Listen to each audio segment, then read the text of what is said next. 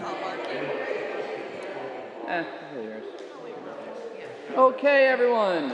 It is 6:04 on this evening, July 14th, 2020. I'm going to call this meeting to order at 6:04 p.m. If you would please rise, and we will say a pledge of allegiance to the flag, followed by a moment of silence.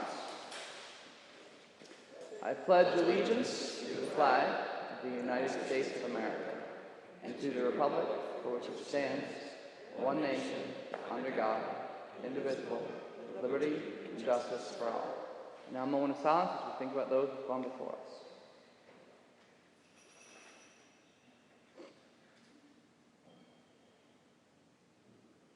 Thank you. Okay, so we are here in the highway garage. As you'll notice, we sound like we're here in the skating rink. So we just may have to take a little bit of a slower pace with our speaking. I won't slow down though for you, Ben, okay? I'll keep talking quickly. But we are not live streaming this meeting, just a standard audio recording. At this point, I just want to make sure, confirm to everyone here has a mask if we need it, if we're not able to maintain social distancing, although seating-wise we currently are. Everyone has had their temperature check.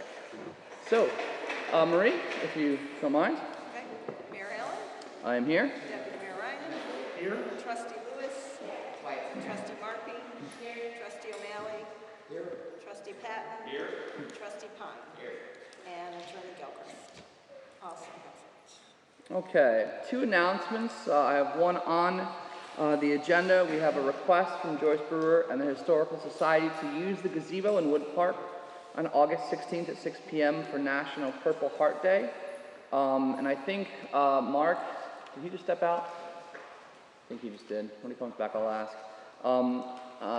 This is an event that they're putting on. Do you guys have any issues with them using that, assuming that they're going to be doing the same social distancing we would require at other events? Hey, Mark, is the National Purple Heart Day, is that something that you guys at the town are doing with Joyce?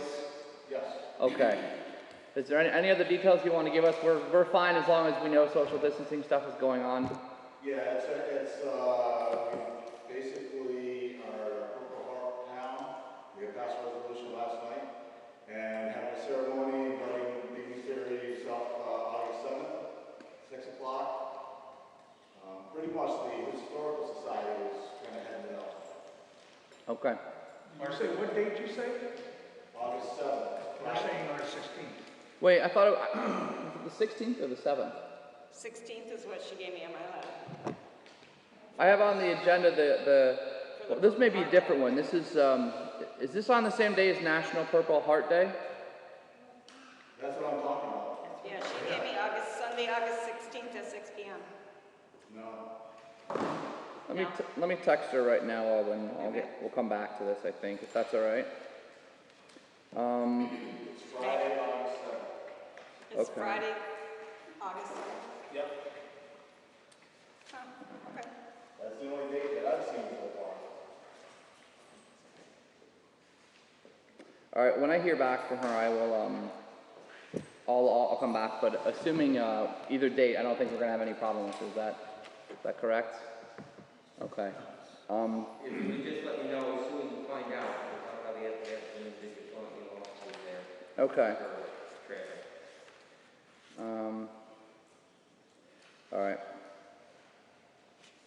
All right. We'll come back to that once I hear. The second announcement was that we have a water restriction in place, and we consulted village law, so this order comes down from the village water superintendent.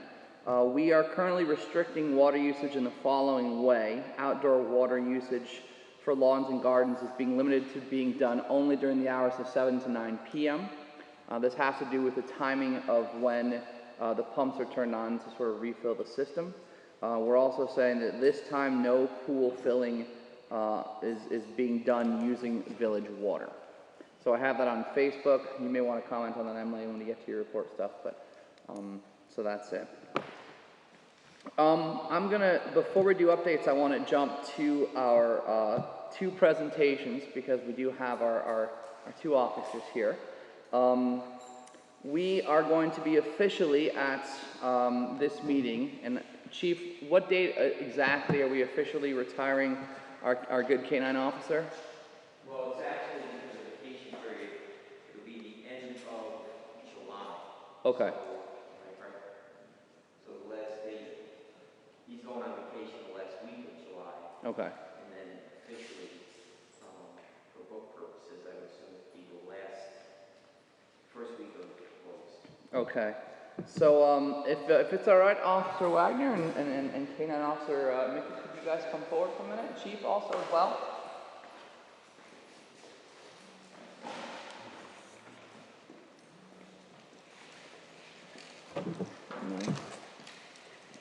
Corey's leaving to go to another job full-time, and he's going to Waterbury.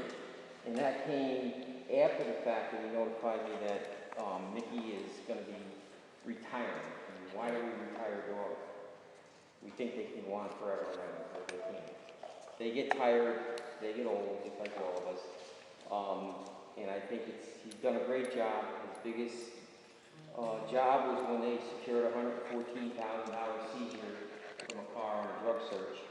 That money was put to good use in the village. It helped pay for the security doors, as well as a new patrol car, as well as some computers that we put throughout the department. So Mickey was a valuable asset to the department.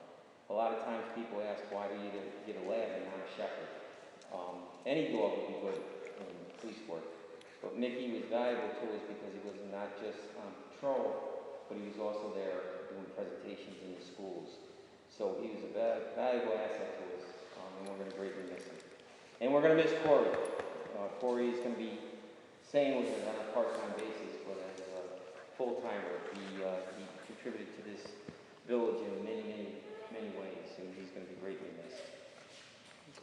My first impression of Mickey was actually before I became mayor, and I saw him as a really important tool of bringing the village local police officers together with the school and the children over at the school.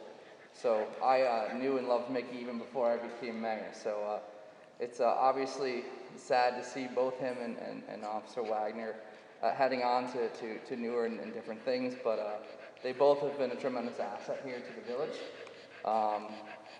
We do have a gift that we're going to be putting together, and we'll get that to you in a couple of days, Corey, for you and for Officer Mickey. But we just want to officially thank you guys for your service, both of you. Thank you. And just real quick history on Mickey. Mickey came to us as a donation from Troy, and he was trained by a canine officer in Troy.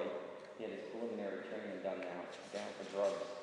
And so the cost of Mickey throughout the years of service here was minimal. I think it was just for some medical bills as well as some food. But other than that, he paid for himself, especially with that one season. Good job, Mickey. Yes. Yeah, he's going to be going home with me. Corey's son and My my girlfriend. girlfriend. My girlfriend.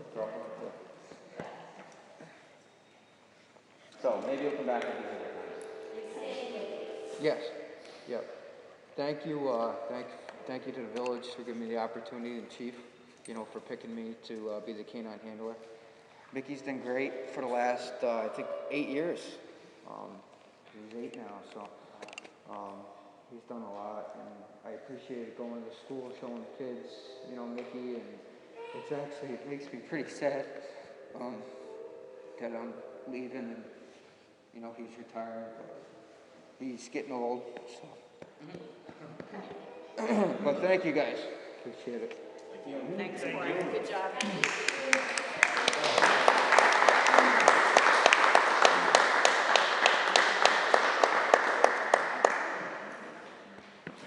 Thank you very much. you.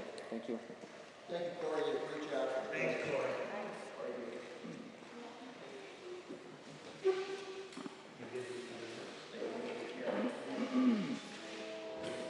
Also, since we still have Corey here, I also wanted to take a moment to thank Officer Wagner and our code enforcement officer, Mark Serdam, who just in the casual time of being around in the office and on duty ended up saving the life of a man who had collapsed outside. It was a pretty awesome and incredible story, and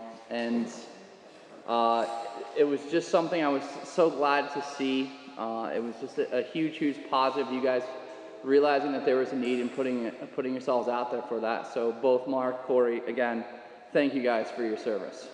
And that story was not released by the village or the town or the police department. It was a citizen that called the news media and told them what had happened. And they in return contacted me. So that showed that the residents were aware of what was going on and they paid attention to it. And they were very, very thankful. In the driving rain, they acted quickly. Yep. They did great. So if you ever see Mark looking out the window during the day, it's a good thing. Not daydreaming? No way. He's patrolling. Thank you guys. Thanks. Okay. Let's see if I got heard from Joyce yet. Yep, Mark was correct and Joyce was wrong. I've never actually heard Joyce make a mistake ever in life, so we'll let it go. It is in fact August 7th. She had July 16th on the brain when she mentioned the 17th date. So the event would be August 7th. Pretty much everybody that sees you, when you see Joyce, just tell her that. All right, great. So I guess I'm looking for a motion to approve the meeting for for the use of the park August 7th, 6 p.m. Bobby? Second, Craig. Further discussion? The train concurs. They're okay with it? All in favor? Aye. Opposed? All right, motion carries. Okay, a few quick updates. So we are super close with the phone system in the municipal building. We were able to finally get a bunch of numbers ported over to the Nextiva service from the previous service. That included the village main line, the local police department's line. See you, Corey? And it took almost daily calls for like a week and a half to finally get things going. And one of the providers, the provider we're reporting from, just stopped returning my calls, but did eventually make things happen, so that was good. So we are on the new phone systems at the village. I'm about to change the greeting hierarchy so that all the options still remain, but allows us to record a very simple snippet. As an example, like the water restriction. If there's an announcement that we need to get out, I have it set up to do three quick greetings right in a row. The first greeting is like a generic, you've reached Village Hoosick Falls, office hours, or yada yada. The second one is reserved for if we ever have a need that we need to get out quickly, so I'll be recording that. And then the third one will list all the options to speak to various people. One of the nice options that we have with this is that we can actually transfer a call to a different line. So people can now call the village number and speak to the water department. So if they hit the option for water department, it will transfer them to the water number, and they don't have to remember all these other numbers right now. So it will actually serve as a one-stop portal for everything. And one of the options I'm going to set up on it is I think it'll be like option 9. It's just basically just to hear when the next regular meeting is. So the phone system is going to become a much nicer tool. I'm going to make those changes in the next day or two. We're waiting, we've had a problem with one of the faxes in the police office. We're receiving, but we're not able to send. And the other fax machines in the village office and the court were supposed to be ported, over today from the previous service. So tomorrow morning I'll be in making the phone calls to figure out why the heck they're making sure everything's working the way it's supposed to be. And it was a Verizon issue in regards to the breathalyzer, correct? Yes, we noticed that the breathalyzer wasn't working, but that's unrelated. It just happened to be at the same time. Is the transfer happening soon to the highway department and the waterworks as well? The phone systems? All it's going to do is simply call that line, so they don't have to transfer anything. Are they going to get new phone systems down here too, or are they still working off the old? They're going to have the same, but Neil is getting the Verizon line and DSL moved from there to here. They completed the wiring today, and we're going to have our tech support guy come either tomorrow or the next day to finally finish it off. So that's the other update. This program is like super computery. There's a bazillion bells and whistles. There's a bazillion things. Each person can have their own login. to like physically bring up their emails on the computer screen if they want to. You can do a lot of settings on the computer. If you get a voicemail, you can actually have it email it to yourself immediately, so you can archive it that way. There's a bazillion things, and it's going to take some time for us to get used to it, but we're learning the ropes right now. So that's where we are with the phone systems, and once I know that the porting has happened tomorrow, I'm going to work with Holly to make sure everything's set so that we're back to sort of a normal infrastructure way with a lot of bells and whistles we get to learn. Any questions? Cool. All right, I did get to participate in the candlelight vigil at Wood Park in memory of George Floyd. Chief joined me there. It was organized by a few village residents, and it was a really, really nice, positive event. I just wish we had a lot more events like that with that much openness and willing to listen. It was just a really nice event, really peaceful event. It was weird to hear a former student of mine as a school teacher, but a resident here, Vicki Minkowski, talk about her experience as being an African American. It was definitely eye-opening.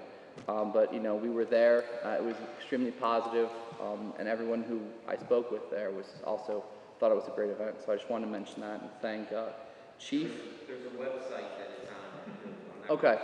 Yep. But I know that Chief did a lot of work to make sure everything was safe in a bunch of different levels. So thank you for that, and I think a few of you guys were there, so thank you as well. Finally, I want to bring up Mark to speak about 2 policy and rule things we wanted to review based on the current season. The first is related to pools, and the second is related to fire pits. Mark, when you do the fire pit one, since some of our regular people who are not able to make it today to this meeting were wanting to know, I'm going to actually record you speaking it and send them the voice memo, because I care. Go for it, please. All right, the fire pits, just as a reminder, there is a local law as far as burning outside, and a lot of people are doing it. I'm taking advantage of it right now, which is fine. I do it in my house. What people have to remember is that if they're using one of the store-bought fire pits, that's fine, and you can actually, that allows you to be within 15 feet of a structure. But if you just have a hole in the ground type fire pit, you have to be 25 feet away from the structure to have that. And also, you can only burn clear materials. You're not supposed to be, or clean materials. You're not supposed to be burning brush, and leaves, and things like that. And what people need to remember, and I've even heard of people complaining like plastic smell burning. So what you have to remember is we live in a village.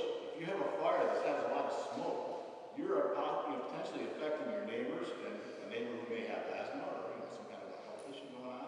So it's not fair to the neighbors. So people need to remember that you can't have a smoky fire in the village if it's going to affect other people. The other thing is height.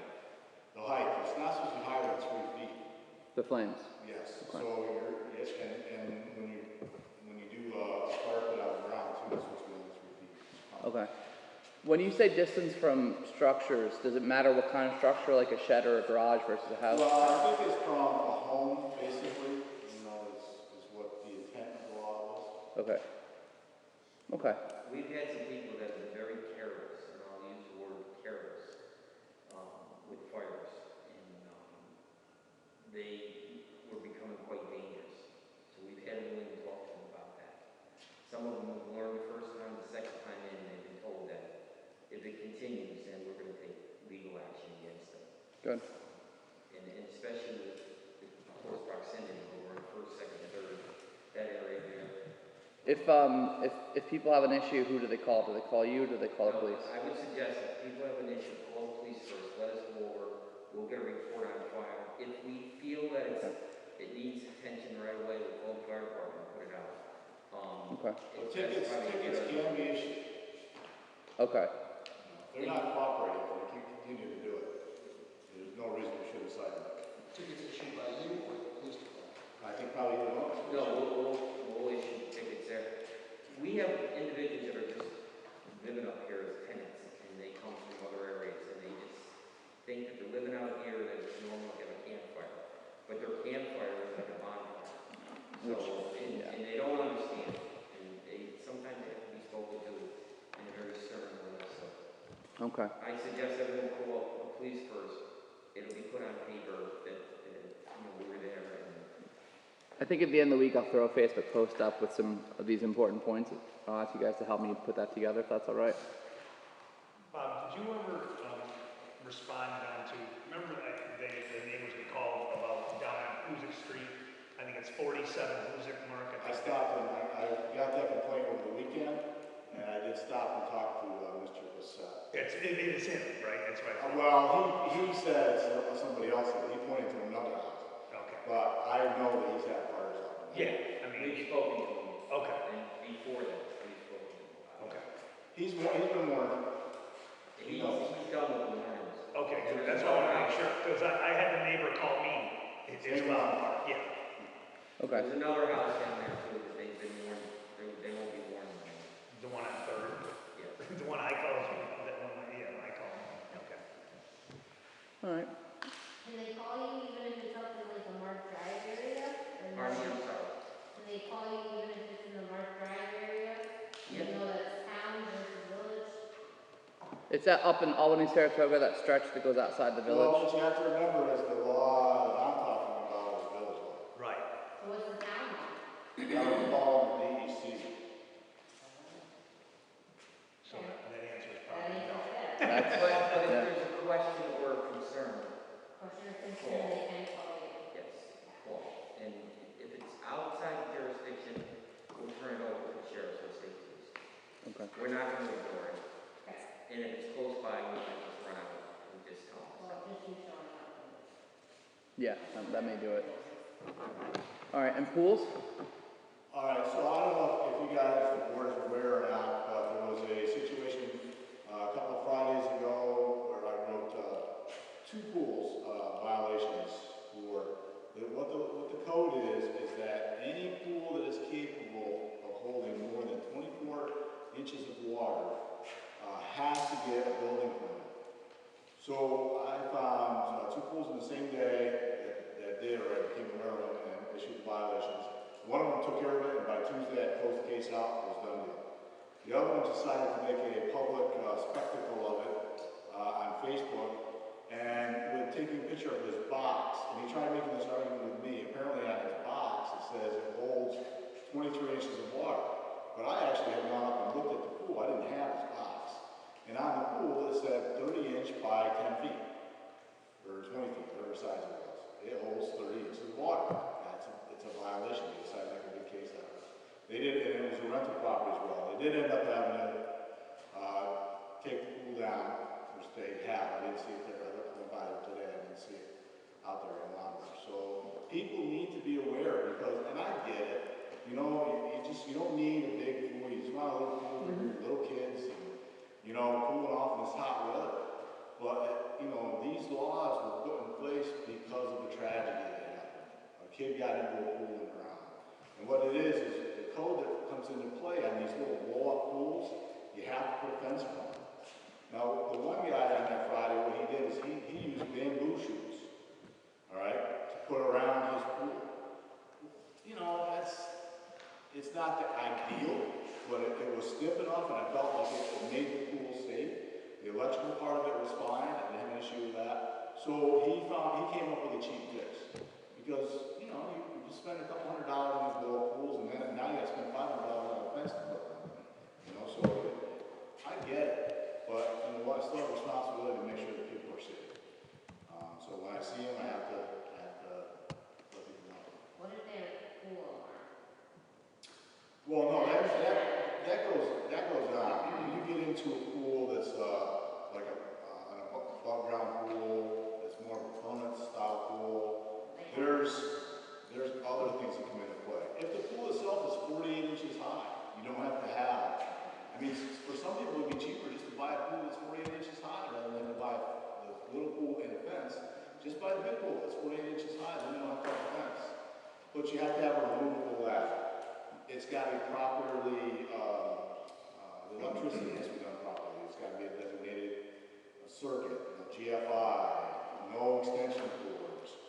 Obviously, if you have a ladder that's removable, I actually took the ladder out of the pool myself yesterday. Nobody was around.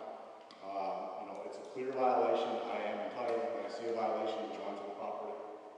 I went out, I did end up knocking on the door and telling the tenant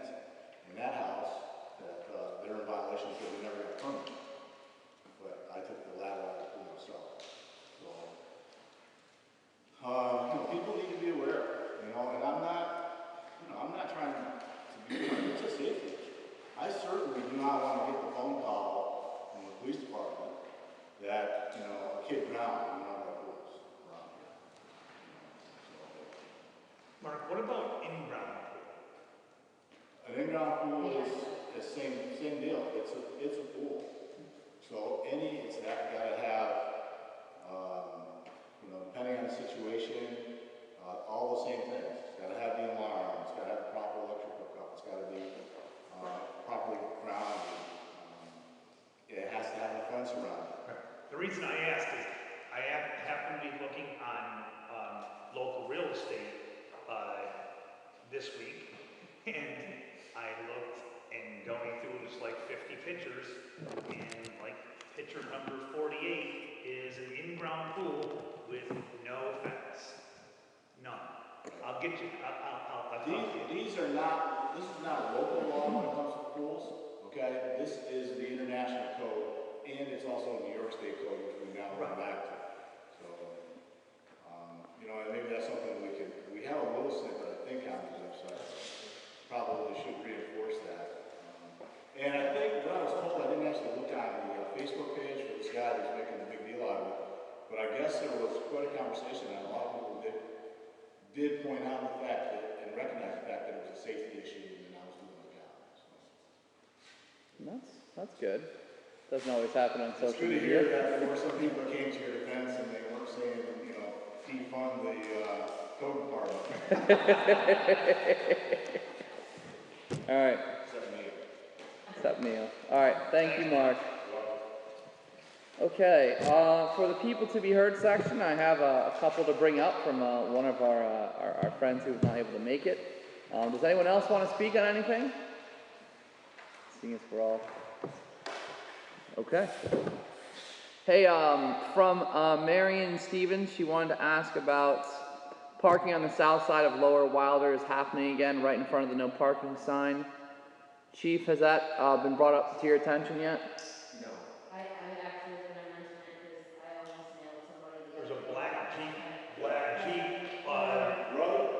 Yeah, I could have taken a picture through the window. I taken a picture of the no parking sign. Yeah. They're literally parked right next to Bob, it's right, the house past Dave Gordon's house. It's the brick. Right at the very end. It's McGuire's old house, the peak. I came down there and I had to stop and let a car come and go around it. I literally almost hit the Like you said, you can look through the window and see the no parking sign. They're right in front of it. Okay. We had a similar incident of that over on John Street the other night, and it was around 11 o'clock at night. I think I woke up every tenant that was up there, and we finally found the guy. He was really good about it. Okay. I can address a couple of these other ones. She asked if we've looked into the snow removal on resident sidewalks after a snowstorm within a reasonable time, but we haven't. What's that? We looked into it, but I don't think anything changed from the last time she asked. No, I haven't changed anything, but remember, because it had to be all your sidewalks. The homeowner had to take out the sidewalk before 4 noon. What was the wording on that one? You remember? 10 4 noon? Yeah, it was weird. Yeah, It was like that law is like, That law dates back to like 1782. it's an old one. Seriously, it's weird. So, but we're looking into refining that in a new law at some point. But okay, all right.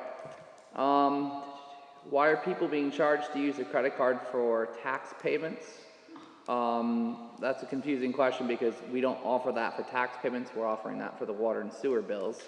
And that's simply related to, that's how the charging works for the system. Yeah, we don't make any. We're not making money. That's what the system is charging us to offer that service. It can be she said it can add an extra $20 to the bill. For me, it was actually a little bit more than that because sometimes there's a percentage of it that comes into it, but you can also pay by e-check, which was like a $3.75 fee or something like that, which is what I did. Thank you, Mark, for contacting Jerry about the lawn care on the zombie house near them. The bank did have someone come out and clean it out. Chief, she's not received hard copies of those nuisance forms yet? She might be on that that might be her at 61 Wilder. I'll send it over to you. Marie and I had this discussion prior to, we'll have that worked out within the day. All right.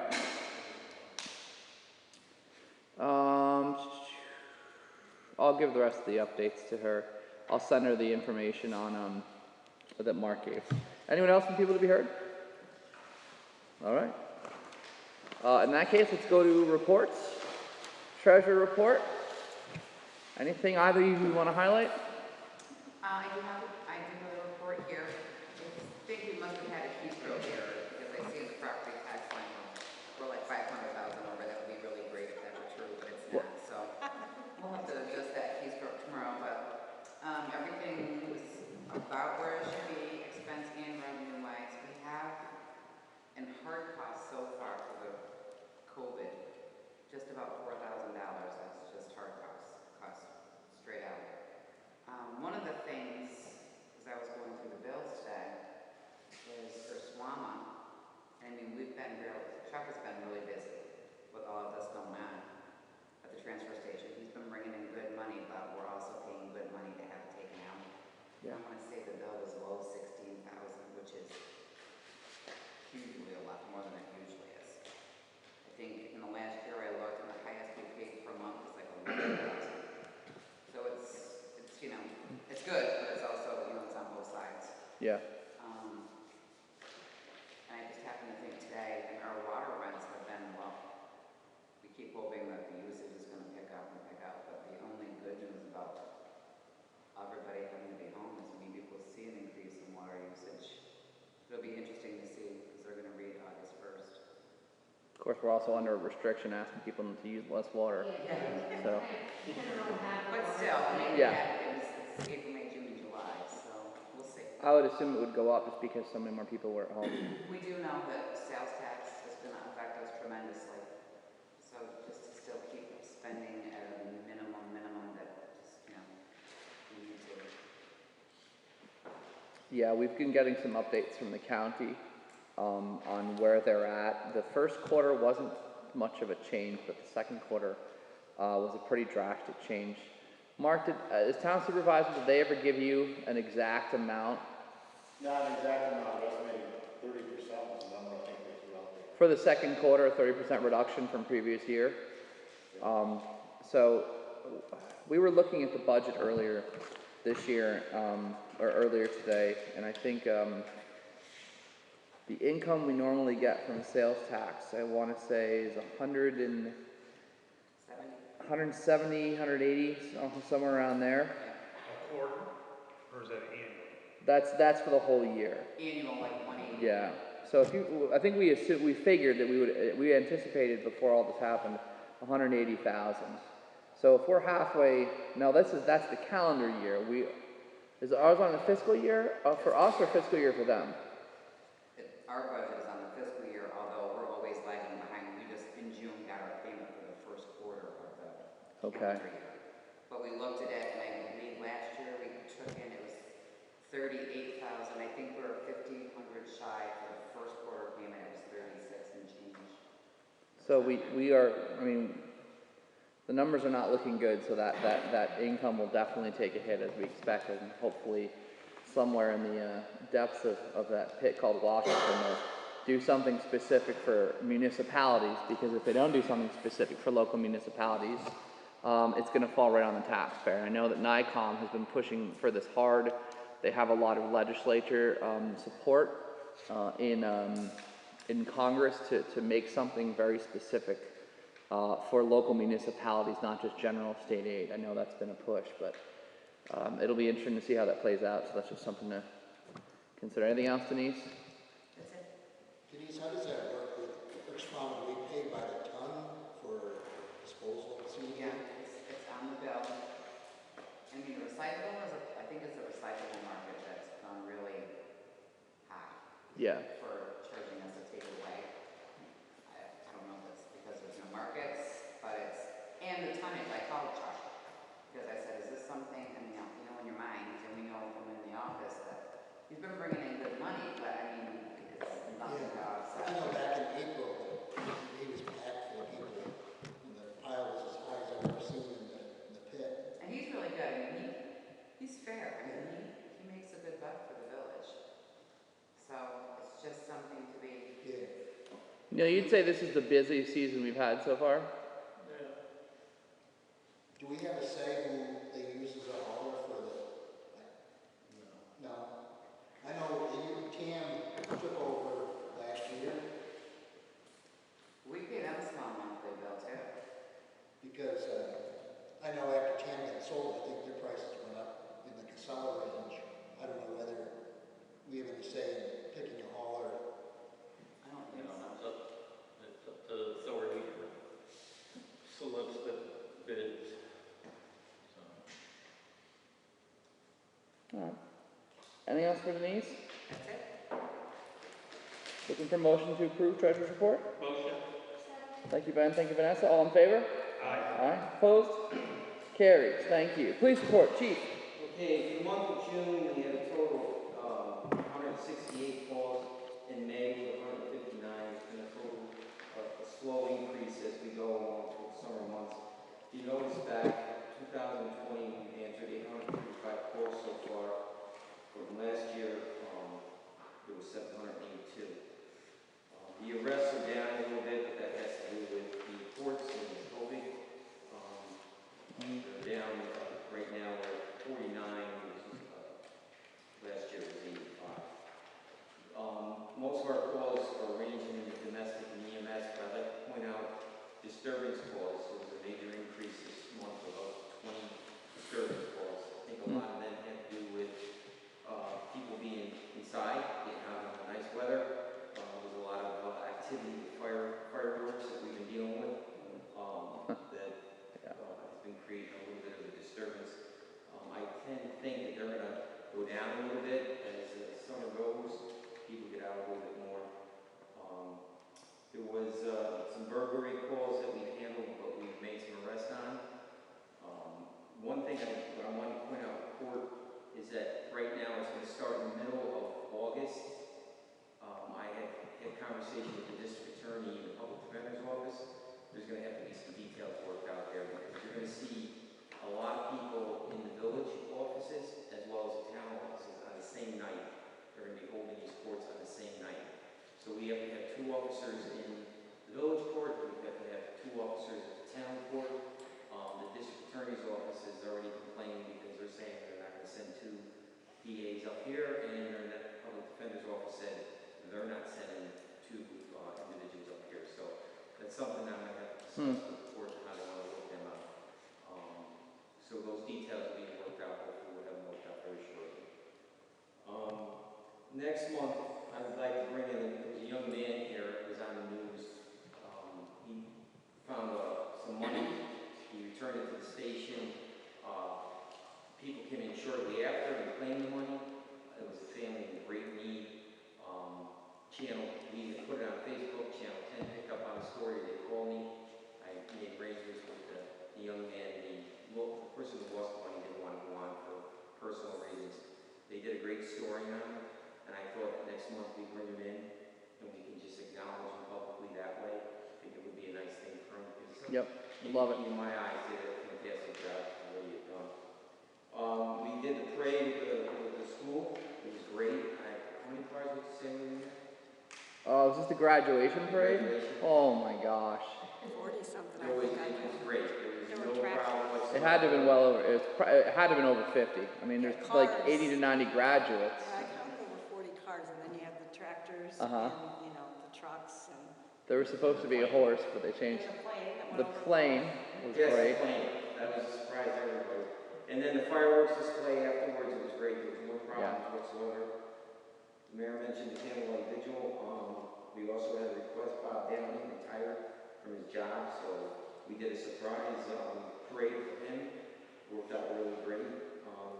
On the 27th, all the officers completed their handgun qualification course.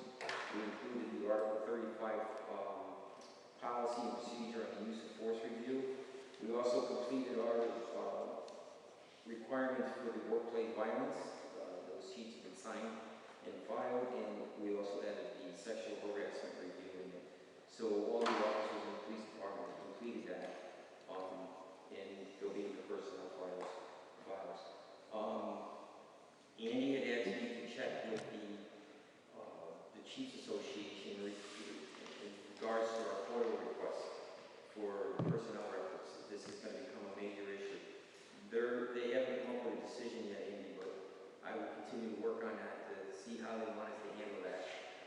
this point in time, would you suggest that if there are any FOIL requests, how do you want to handle that?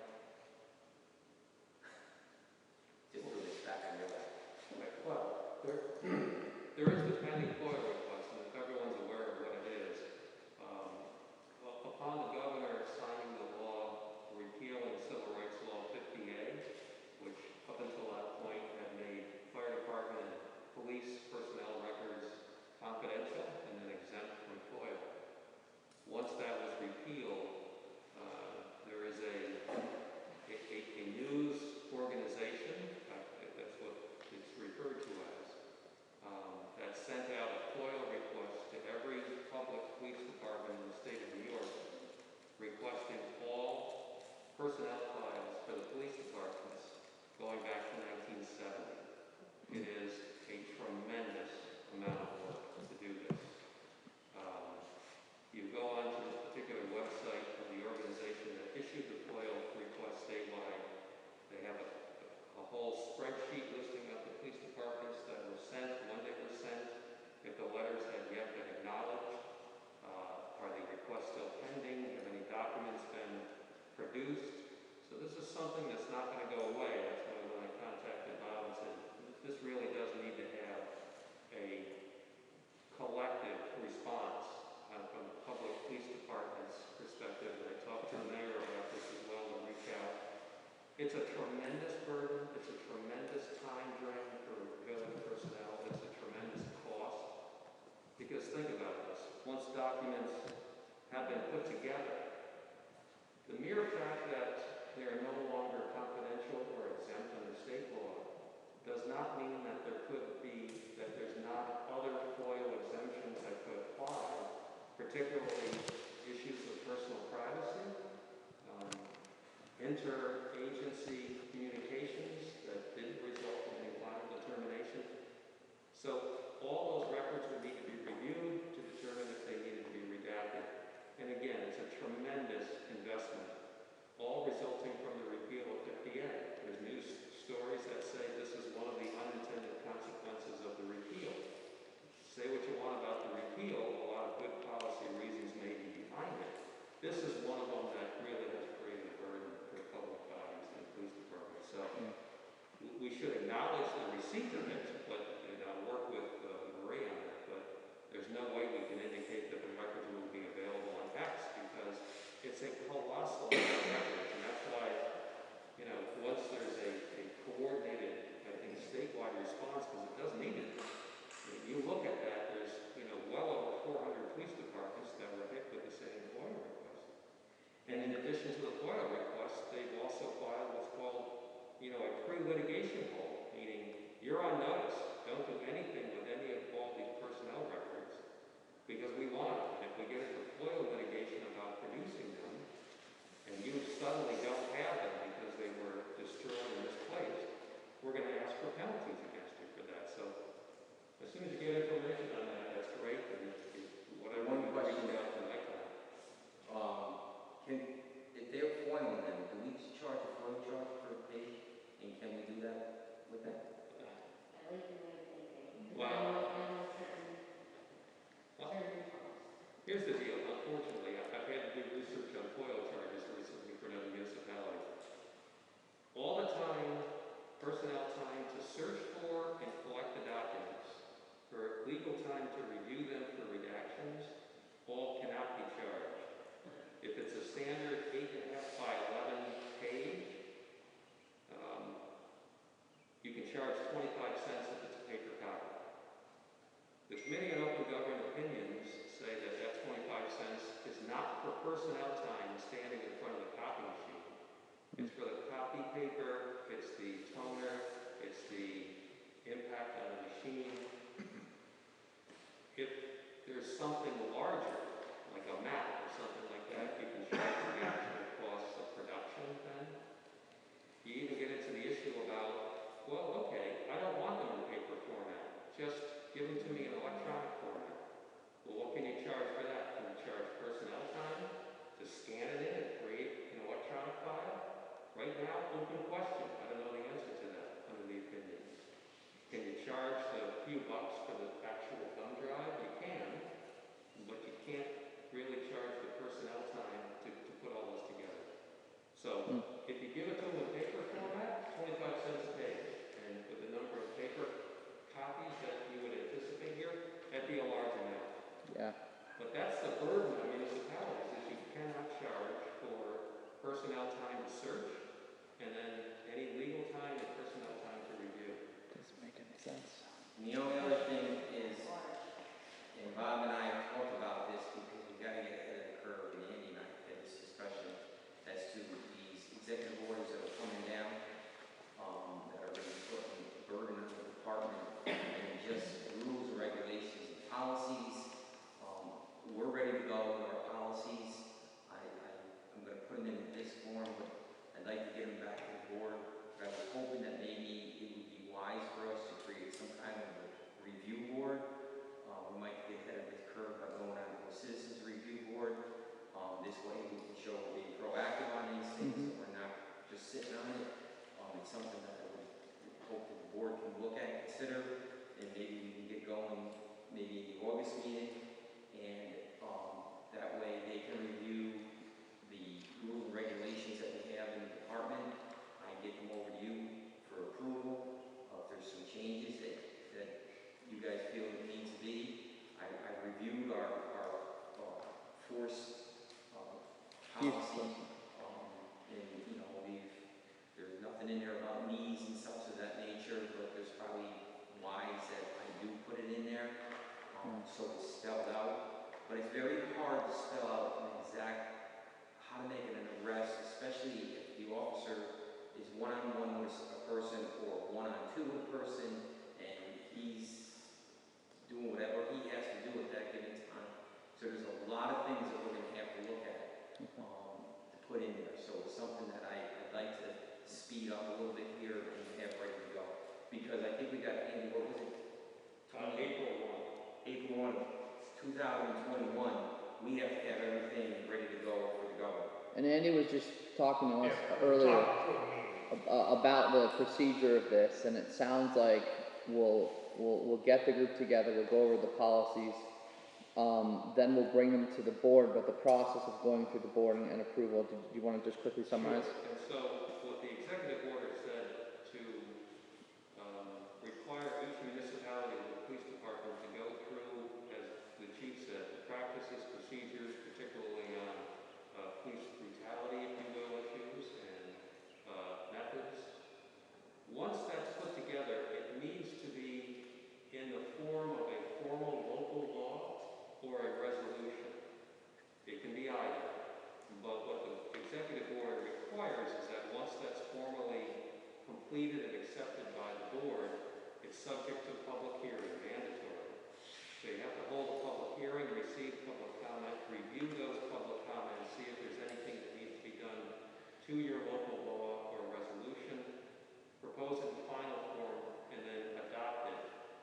That's a process that itself takes a few months. And if this is a deadline of April 1, when the municipality risks state aid, then what the chief is talking about in terms of getting this together in a format that can get put into that legal form, really you're looking at the end of this year at the very latest, because you're going to need a few month period to get through the public hearing and then review and adoption process. So we just got our meeting set for our chicken law people. I think it looks like it's going to be next week. Right?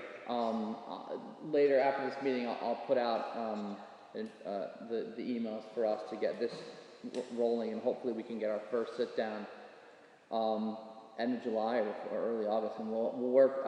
Chief, I'll work with you to make sure we have all the documents together so we can get them with the. I've got everything on a disc right now. Okay. And whatever changes have to be made, we can go along and making it on a disc. And then once that disc is made and completed, we can put it into a book form. Yep. And then distribute it to everyone for review. Okay. It'd be easier for them to look at the book than it is the disc or whatever. And we can share the files digitally, and people can come in with their comments, and we'll just go through it that way. And it's mandatory to do officers review these, it's all written in there, so. But All right. I'd like to have another set of eyes so that we're covered in saying that. And open this up. I know you guys have a few people, really good people, I think, to be part of Yeah, this group. can I share those names, or they've all three of them have agreed? Yeah, go for it. Okay, it's past Mayor Dave Gorge, who's very familiar with the police policies and procedures, and being the mayor for 4 years. And then also we have Trish Bloomer, who is an attorney by trade and also owns a sandbar. And the other person is Jason Von Guinness, who is a local business owner and a landlord. So all three are willing and have agreed are on board. And actually, Trish, I saw her yesterday and she asked me what was going on. And Dave Ward texted me this morning and asked me, and I told him we were going to discuss it tonight at the meeting. So I told him I'd get back to him as soon as we got a timeline of when we're going to get started. So. And we're not limited to 3 people, so if we feel that there's... Right, I'm just saying those 3 people we have are... But if we think of somebody that comes along, that we say, that might be a good person to bring on board, it might be, we bring them on board as well. So, we're not limited just to 3 or 4. All right. Okay. All right. I'm just going to add a couple quick things to what Chief said. First off, we did have a meeting, and I forgot to mention this, with the court people. Chief was there, town supervisor was there, just to talk about the fact that court will be opening at some point and what we had to do for both the village court and our building and the town court and the armory to be sort of ready for COVID. And we all were anticipating, I think the state has said at the earliest it'd be like early August when they opened, but we kind of made the decision to get things ready as soon as possible. So if in case Cuomo does, all of a sudden executive order, we're opening tomorrow, we were ready. Neil did a really nice job in the court getting the precautions set up for the court, and we're all set there. But as Chief said, we're going to have a backlog of cases, months and months of backlog.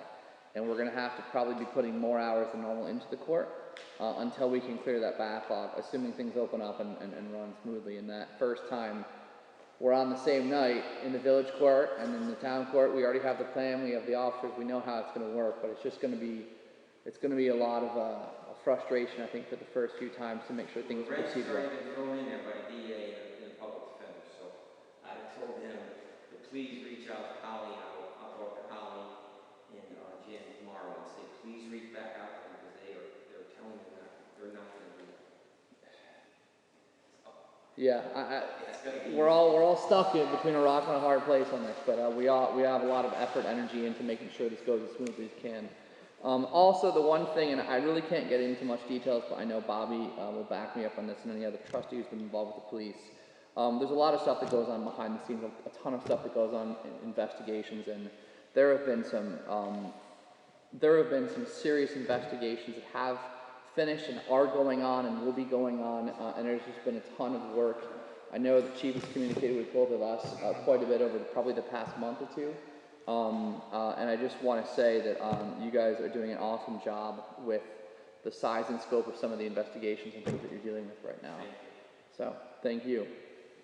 There's a couple of those that we don't publicize as much. I know I keep having the mayor and Bob in the loop of it because of the age of the individuals. There's some serious ones that are coming down. One came down last week. We anticipate another one within the next 2-3 weeks. And then we have another one that's an ongoing investigation with the federal. Yeah. We did pick up the individual 2 weeks ago from Florida. That was an individual we were looking for a year that we worked with the Homeland Security on the child pornography. He made it as far as, I think it was Missouri, and they decided to do it by video camera. We were supposed to do it over in Albany, but they did the arraignment in video with them, and he was putting the feds camera at that point. But they did put a press release out. It was mentioned in it for the work that we did do it. So I don't want people to think that some of these cases that they just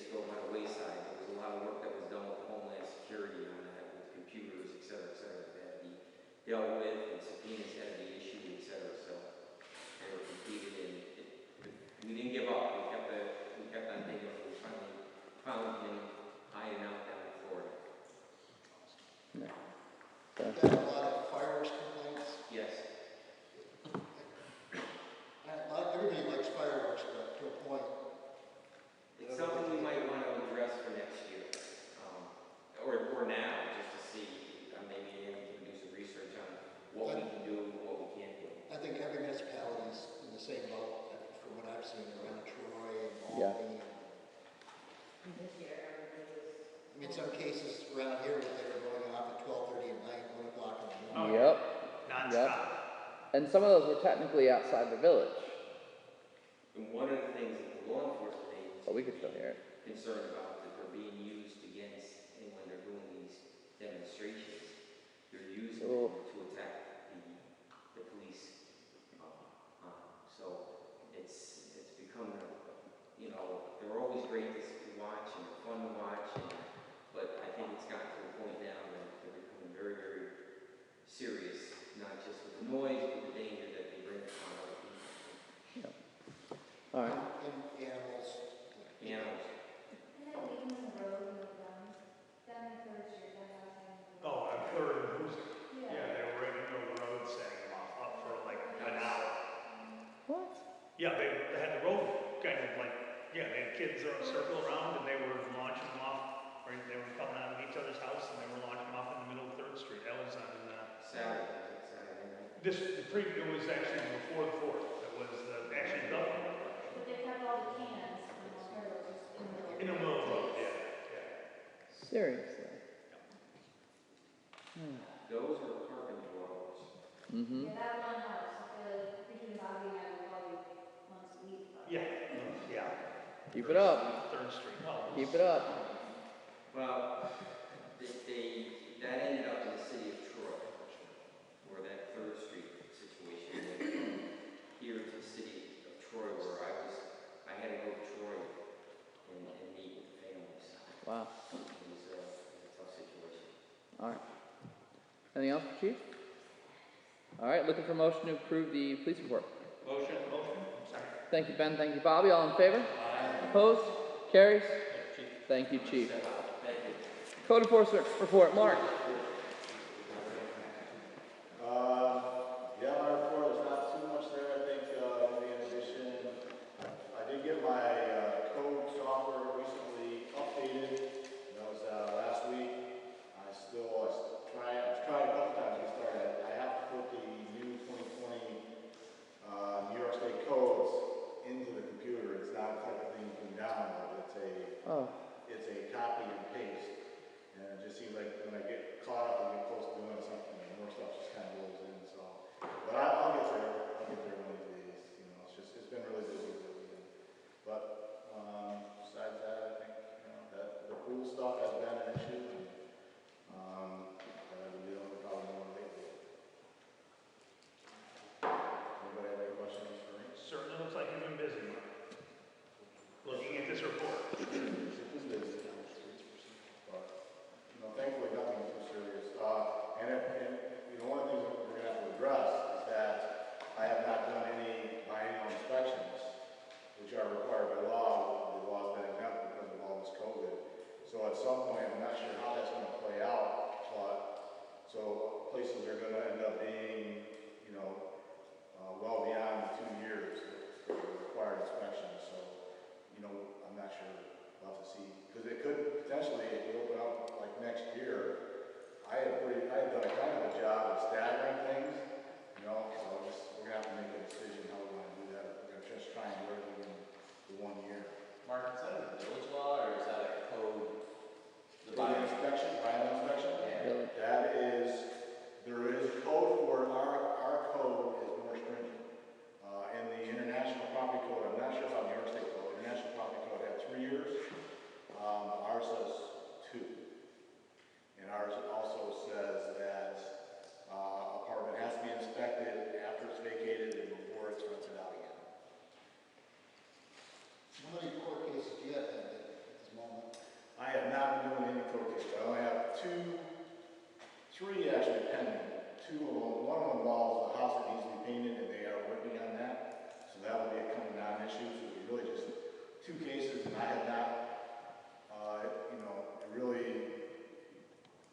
it's kind of a waste of time to say anything right now until we actually know when we're going to have a court date. Because you can't bring it to court, right? There's no sense in citing it if you can't. So I haven't pushed anything there. Okay. It's pretty much just trying to get people to cooperate. And that's gone pretty well in most report. But if we do know, we as in the board members or the community members see something that we know is a valid violation, should we contact him will you still be going to? And we do have a couple of board members who do contact me, and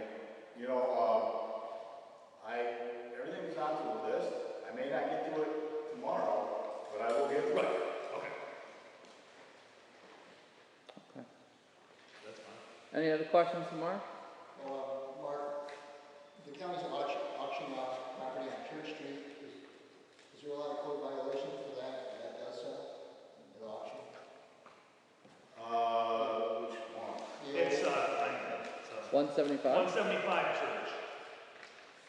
Is that percentage? Yes. Percentage. Somebody There- said the roof is caved. I can't see the roof, so I don't know. I have not seen any leaks. I've condemned the rear deck. The rear deck needs serious attention. Because the last time the county said they weren't aware of code violations, so why didn't you tell us before that, before they sold it? Did they reach out to you for this one? No, they never reach out. And I may not be aware of code violations now. If something hasn't brought to my attention, there could be code violations. And that's one of the things I am dealing with right now. A property preservation company sat in a classroom today. The next day I sent them this long email because they're trying to work with the code officers. And the disconnect is that the banks don't want to pay to rebuild a house, you know, and get it up to the standards where I'm going to issue a CO, you know. But when I walk into a house, I've been called there for whatever reason, and I can use 18 Hoosick Street as a good example. The call there was water running out of the side of the house. You know, water pipe broke on the second floor of the wall. All right, so I go in and I write up the violations, and I don't write up all the violations of the house, but things that I want to see fixed. There's a back and forth, which I get, but trying to get it because I can't just say, well, they want to know, are all the violations clear? Well, some of the major ones may have been cleared, but no. In this particular case, the water pipe broke in the wall. Nobody calls me when they're working on these things. I red tagged it as uninhabitable. So they did ask me to go back to inspection, which I did. I go in, the water's still disconnected from the street. The water meter is disconnected. Where I suspect the pipe was broke, there's a stub coming up to the tub in the bathroom upstairs. It's capped off. Well, I don't know if they've done an air test on the system. There still could be a leak in the wall if the pipe's in the wall. You know, so I have no way of knowing. You know, they think they fixed the problem. They're hiring these vendors, and a lot of times these vendors don't know what they're doing. They're getting the cheapest people they can get, and it becomes a cluster. So it's hard that way. There is some back and forth. Hopefully this will help. They actually, the other one that I used for an example for them in this email that I sent the other day is the High Street one. Check. 18. 18 High Street. Because they hired people to come in. One guy gave a permit and then did a shitty job. I wouldn't give him a CC on the porch because he didn't do a good job. And I told him, I just wouldn't. And but so they've done a course. They put in a sidewalk strip or a concrete sidewalk. The steps aren't to code. It has to come out. They fixed the porch roof. So my point is they've done all this work on the house. And I have to tell everyone I talk to, I said, what about the sill in the back? Well, we'll let them know. If you walk to the back of the house, the sill, the main support for the house, is completely rotted in like 3 spots. Ooh. You can actually see into the house through the sill. Why are you doing this? Is what I tried to relate to them in my email, my frustration about this thing. Why are you spending any money on this house until you fix the sill? Yeah. And I've never even been in the house, so I don't know what the inside looks like. But there's been enough issues on the outside. So it's frustrating. If we can get that communication going with these property preservation companies, maybe we can make some headway. Yeah, I think the one on Hoosick has been empty over 10 years. I know it's been empty as long as I've been here, but in the time that I've been here, they've done those fixes. And like I said, only one guy got a permit, and then, but they're not fixing the main thing that needs to be fixed that I can see. Well, the problem is the county auctions off these properties and people can't go inside, so they don't know what they're getting. And then if they find it too hard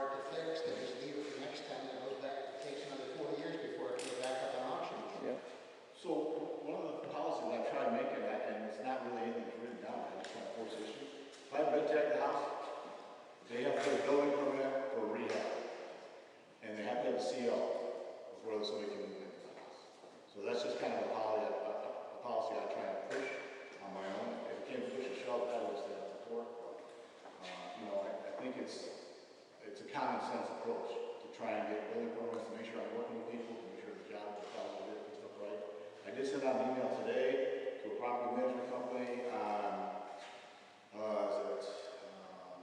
High Street, not 890 High Street. It's the one with 2 houses on the same lot, which you're not supposed to have, but this one does. And I red tagged the house in the back. So I did tell them in that email, yes, I red tagged the house in the back.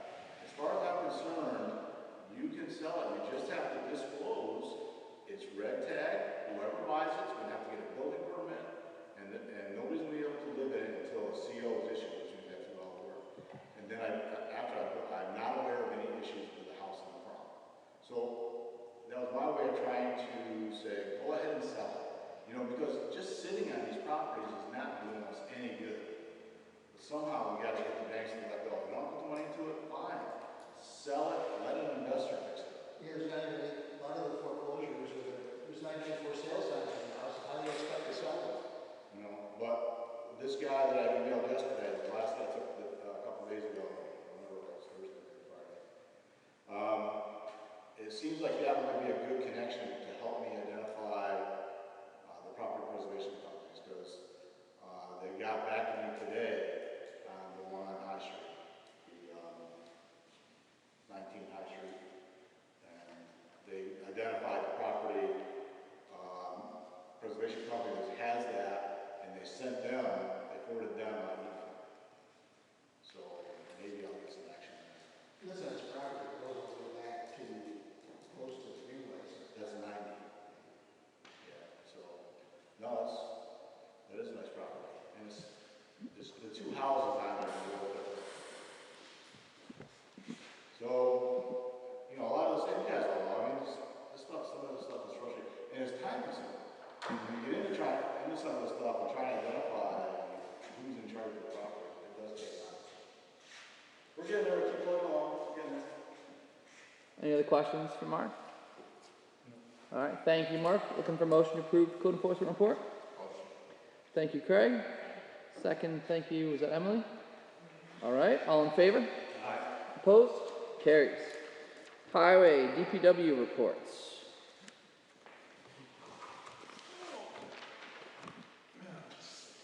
So, you know, the sewer project, we're doing the final walkthrough with MRB and the contractor J Square on Friday, this Friday, at 9 a.m.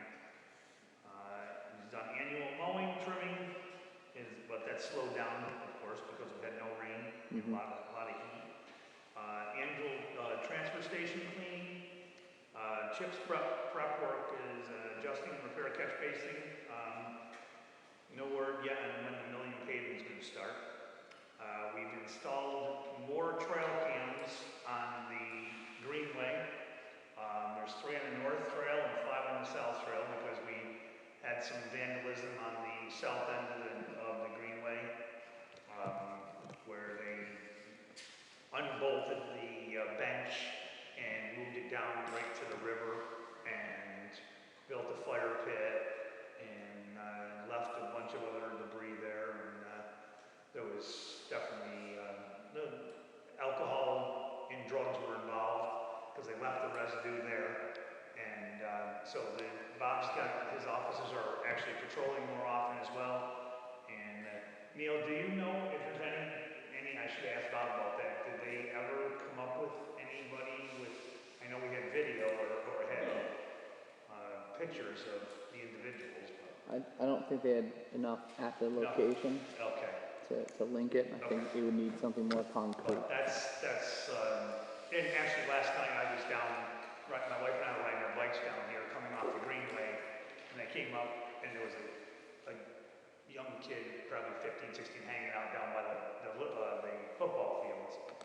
And we were riding our bikes up here and this car came down full of like six kids in it and told us to get out of the road, this is our road. So I just pulled right here and dialed Bob's number. And I met the cop car and said we were pulling out as the cop car was going down. But, you know, I don't know what they were doing, but I wasn't going to let it, you know, go on. So they chased them away or whatever, but nothing happened. There's a lot of activity between usually 9 p.m. and 3, 4 o'clock a.m. I I'm sure, and you see it because you're by the, you're right next to the entrance in your backyard, so. Cameras don't lie, so. Yeah, they've been on the north end too, so that's really good. They've destroyed a couple things. Yeah, north end they did destroy, somebody had made, individuals had made, what do you call it, like an angel garden, and it had some figurines, and I noticed that on Sunday when I was riding my bike down there, they were smashed, and there was also a fairy garden too, they had. That lady that did the angel garden, she's gonna start redoing it again tomorrow. Oh, okay. Because she does it with special needs kids or something. Oh, okay. So, Was there really a bear in Greenway a couple weeks ago? Yeah, it was down here. Actually, right here.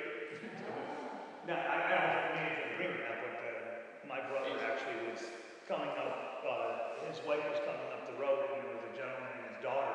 His daughter was hysterical because the bear came right down in the bank here and crossed right in the road in front of them, and they were on the bicycle. Neil has pictures if you'd like to see them. Oh, you do?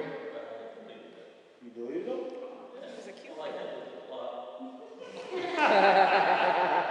But yes, there was a bear.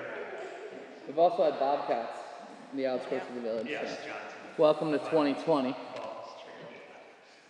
All right, well, back to the report. Let's see, and Neil and his crew built the COVID shields in the village clerk's office and at the judge's area, and those look very good, Neil. Summer help has already started. It started thanks to our special meeting again the other day when we had the appointing the other individual. Crosswalks were painted. Parking spots will be done later in the summer. Did a 50-50 sidewalk on Apple Street. Culverts on Bussy Lane and hauled gravel. While they were Neil moved the gas pumps and the fuel pumps from the old highway garage up to the new highway garage. And everything's all set now, right now, as far as all hooked up and. Yep. Okay. And I think that's. I'm gonna be changing them. Put a drainage electric box in the Church Street lower parking lot. Yeah, down there in that, by the Greenway Trail. Yep. We had them 2 concrete blocks, and we kept on tripping out the Church Street lighting. Oh, okay. And Because the water. it's always the lowest point, and the water would separate in there, so we ended up doing a little drain underneath, and Okay. so the parking lot can be back to normal. Okay. And that's about it. And I'll say the same thing about Neil as I said to Chief about the investigations that we don't see. Neil has been so involved in the highway garage project, obviously, the sewer project, and all the various facets. He's just been doing so much on a regular basis to make sure that those are done well, fully through to the end, dealing with all the frustrations that we've had on all the levels. So again, Neil, thank you for all that. Garage looks beautiful. Thank you, Neil. Thanks, Neil. Very nice. Phone internet in a day or two. We had when you get my internet straight down. I'll find you the passcode. All right. Any other questions for Neil? Looking for a motion to approve the highway report. Motion. Thank you, Ben. I think Craig. All in favor? Opposed? No real reason why I skipped the clerk and deputy clerk report. So clerk and deputy clerk report.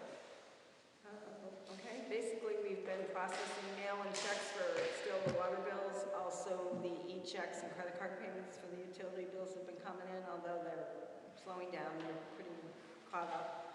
Property taxes have been coming in through the mail and from the banks, and we've been entering those in remotely from home as well as in the office. As of today, other than what's in the mail, we have all of the banks processed property taxes. That's been a process that we've been working on, so that takes a lot of time. Researching birth and death records and doing death certificates, issuing handicap signs for people, and meeting with them, mailing them. I've taken several to people's houses, so whatever we need to do, we get them there. Transfer station, the tickets are being issued still up at the transfer station, and we got about 8 property changes through so far this month from Tony. All right. Looks like no questions, so looking for motion to approve the report. Motion. Second. I think everybody over here will give it to Vanessa and Bobby. All in favor? Opposed? Carries. Sewer report. Anything you want to highlight? What's that? I think everything has pretty much been discussed with previous comments regarding the sewer project being just about finished and walkthroughs this Friday. The new, on the next page of the reports, the new fiscal year of gallons has started up. We're already ahead of where we were last year, which is great news. All right. Hearing no questions, looking for motion to approve the sewer report. Thank you, Craig. Thank you, I think, Emily. All in favor? Opposed? Carries. And water reports. Emily, anything you want to highlight? I don't see a few things on his, so I'll just add here. Okay. The FR river plant is losing water in family IT test. So our water is gonna come in, it's gonna cost $6,160 to fix. Any other parts are, labor would be in excess. Do we need to approve that, or is that just part of the budget? So it's already within the budget, the board doesn't need to approve it, just part. Okay. And then the sanitary pump wound seal, so that was sent out to get repaired. They didn't want to buy a new one because it was too expensive to just have to wait around. Mm-hmm. And then water restrictions might, like, depending on our lack of rain here, we could see, like, no washing cars, really limited to just in-house. Yeah. Do what you gotta do. Water your animals and basic watering your garden. But we did stop filling the pools and ask for water to place between 7 and 9. We are running 12-3 instead of 7, which is going to end up costing us more because we have to pay the chemicals to treat it to get bacteria. So, Yeah. it's very dry and we really need rain. Yes, we do. Someone told me that they're doing test wells up in the cemetery, St. Mary's Cemetery for a water source. That would make sense. We had a conversation. Were you on that call? I can't remember. I don't know. We had a conversation to follow up on where the water supply study was, and they said that there was the state, based on comments they took, wanted to see some more things flushed out on the local water option of the wells in the Wysocki and the Craw fields. And they said that there would be more testing going, so that would make sense, and that was supposed to be kind of happening now. With the results of that, I want to say it was like September. Yeah, you're right. I was on September. It was. They're doing new test wells? They wanted to do more testing on, I think it was the quantity of the water they wanted to make sure was enough or something like that. They were doing further testing. They were ordering the companies to do further testing. And we're supposed to hear the results. And that's kind of where we are with the alternate water supply study at this point, is that's what we're waiting on. And of course, COVID, it screwed up everything else. It screwed up that as well, because they lost about 2 to 3 months of time because everything kind of shut down. So. Test wells at the cemetery, though? That's I think it's down closer towards the river. They own quite a bit of property in the back there. Yeah, and that was there was in that initial map of properties they were trying to get access to. That was one of them. That area, so it wouldn't surprise me. Who's Tim Clayton? You know, it says Tim Clayton was here doing water testing. Is he from the state? Oh, it's probably DOH because Tim Vickerson retired and he was the guy who used to be the normal guy doing all that. But I don't actually know the name, so I'll find out. But yeah, Tim Vickerson, who's been our DOH contact forever for all this, retired. I was just curious, I never saw that name before. Yep. Any other questions? Thank you, Emily. Looking for motion to approve the water reports. Motion. Thank you, Ben. Thank you, Vanessa. All in favor? Opposed? All right, carries. I forgot to have this in the agenda, but I did want to discuss sort of our workforce plan of what we're doing. in regards to COVID and sort of opening things back up. And I think I had sent you guys an email on just to sort of gauge your thoughts. We have our DPW staff on back to full now, and we have summer help. And by the way, Neil, if you find a third person interested in doing summer help, we may be interested, and we may have the funds to do that if the need is there. And I don't know if the need will be there because the lawns are down, but there's so many other projects going on. But anyway, that's an aside. Right now, as we did when we started with this, in accordance with the governor's executive order, we reduced our water and sewer operators to 50%. And since we have 2 operators, they basically just set their schedule up for the week to make sure that one person is there at all times. And when we went out on our sort of COVID hiatus, we got the ability to work from home for our office staff right off the bat with new laptops. As things are opening back up, and I've been paying attention to sort of how other municipalities in the county are handling things, the basic things that I have seen are, in terms of office, most municipalities have moved back to being at normal hours. However, they've taken the approach of having some in the office, not everyone in the office, especially if it's a tight office. So there is the flexibility of working at home that we could build into that. But most are still keeping the doors locked, but they're setting up appointments. So if people want to come to the window, they can do that. Now, we haven't done that yet. It's something I would like to do, in particular because if you are someone who's elderly and wants to get to the drop box and would not like to use the front stairs, you would have to use the ramp, but with the doors locked, you can't do that. So for people who are in that situation who would want to come into the office but can't use the front steps, it would make sense for them to be able to call the office and know that someone was going to be there between the normal hours, and they could set up an appointment and so on and so forth. I think we spoke within the office about we would require masks for this, so to continue with social distancing policies. But and we had talked about this. We're currently in our summer hours of 7:30 to 3:30. Okay, Monday through Thursday, as opposed to the normal 8:30 to 3:30 Monday through Friday hours that we have outside of the summer. What I'd like to do, not next week but the week after, is to get back to having someone in the office at minimum during all the normal office hour times. Whether it's the 2 or 3 of you, I'm in my mind, I think it's okay to be flexible if someone wants to work at home for a day or a half a day, and you guys can work that out as long as we have 1 or 2 in the office at all times. And I think you guys were okay with the notion of opening the window up by appointment only and requiring masks and having things on hand. It's a separate conversation for water and sewer because of separate circumstances, but how are you guys with setting that policy going forward as we sort of adjust to opening back up and balance the safety and the opening? For the office. For the office. For the office or for the water and sewer? Office. Before we talk water and sewer, it's just office. I've been to Brunswick just because of the elections. I think they're doing appointments and they're fully staffed, aren't they, at this time? Brunswick is fully staffed and recommend appointments without just coming in.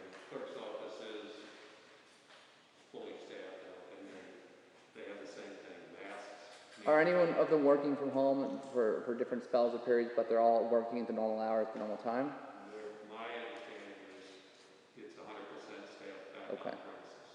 Yeah, Okay. so I've been to Sand Lake during the election, and they just opened up around the same time around the presidential primary.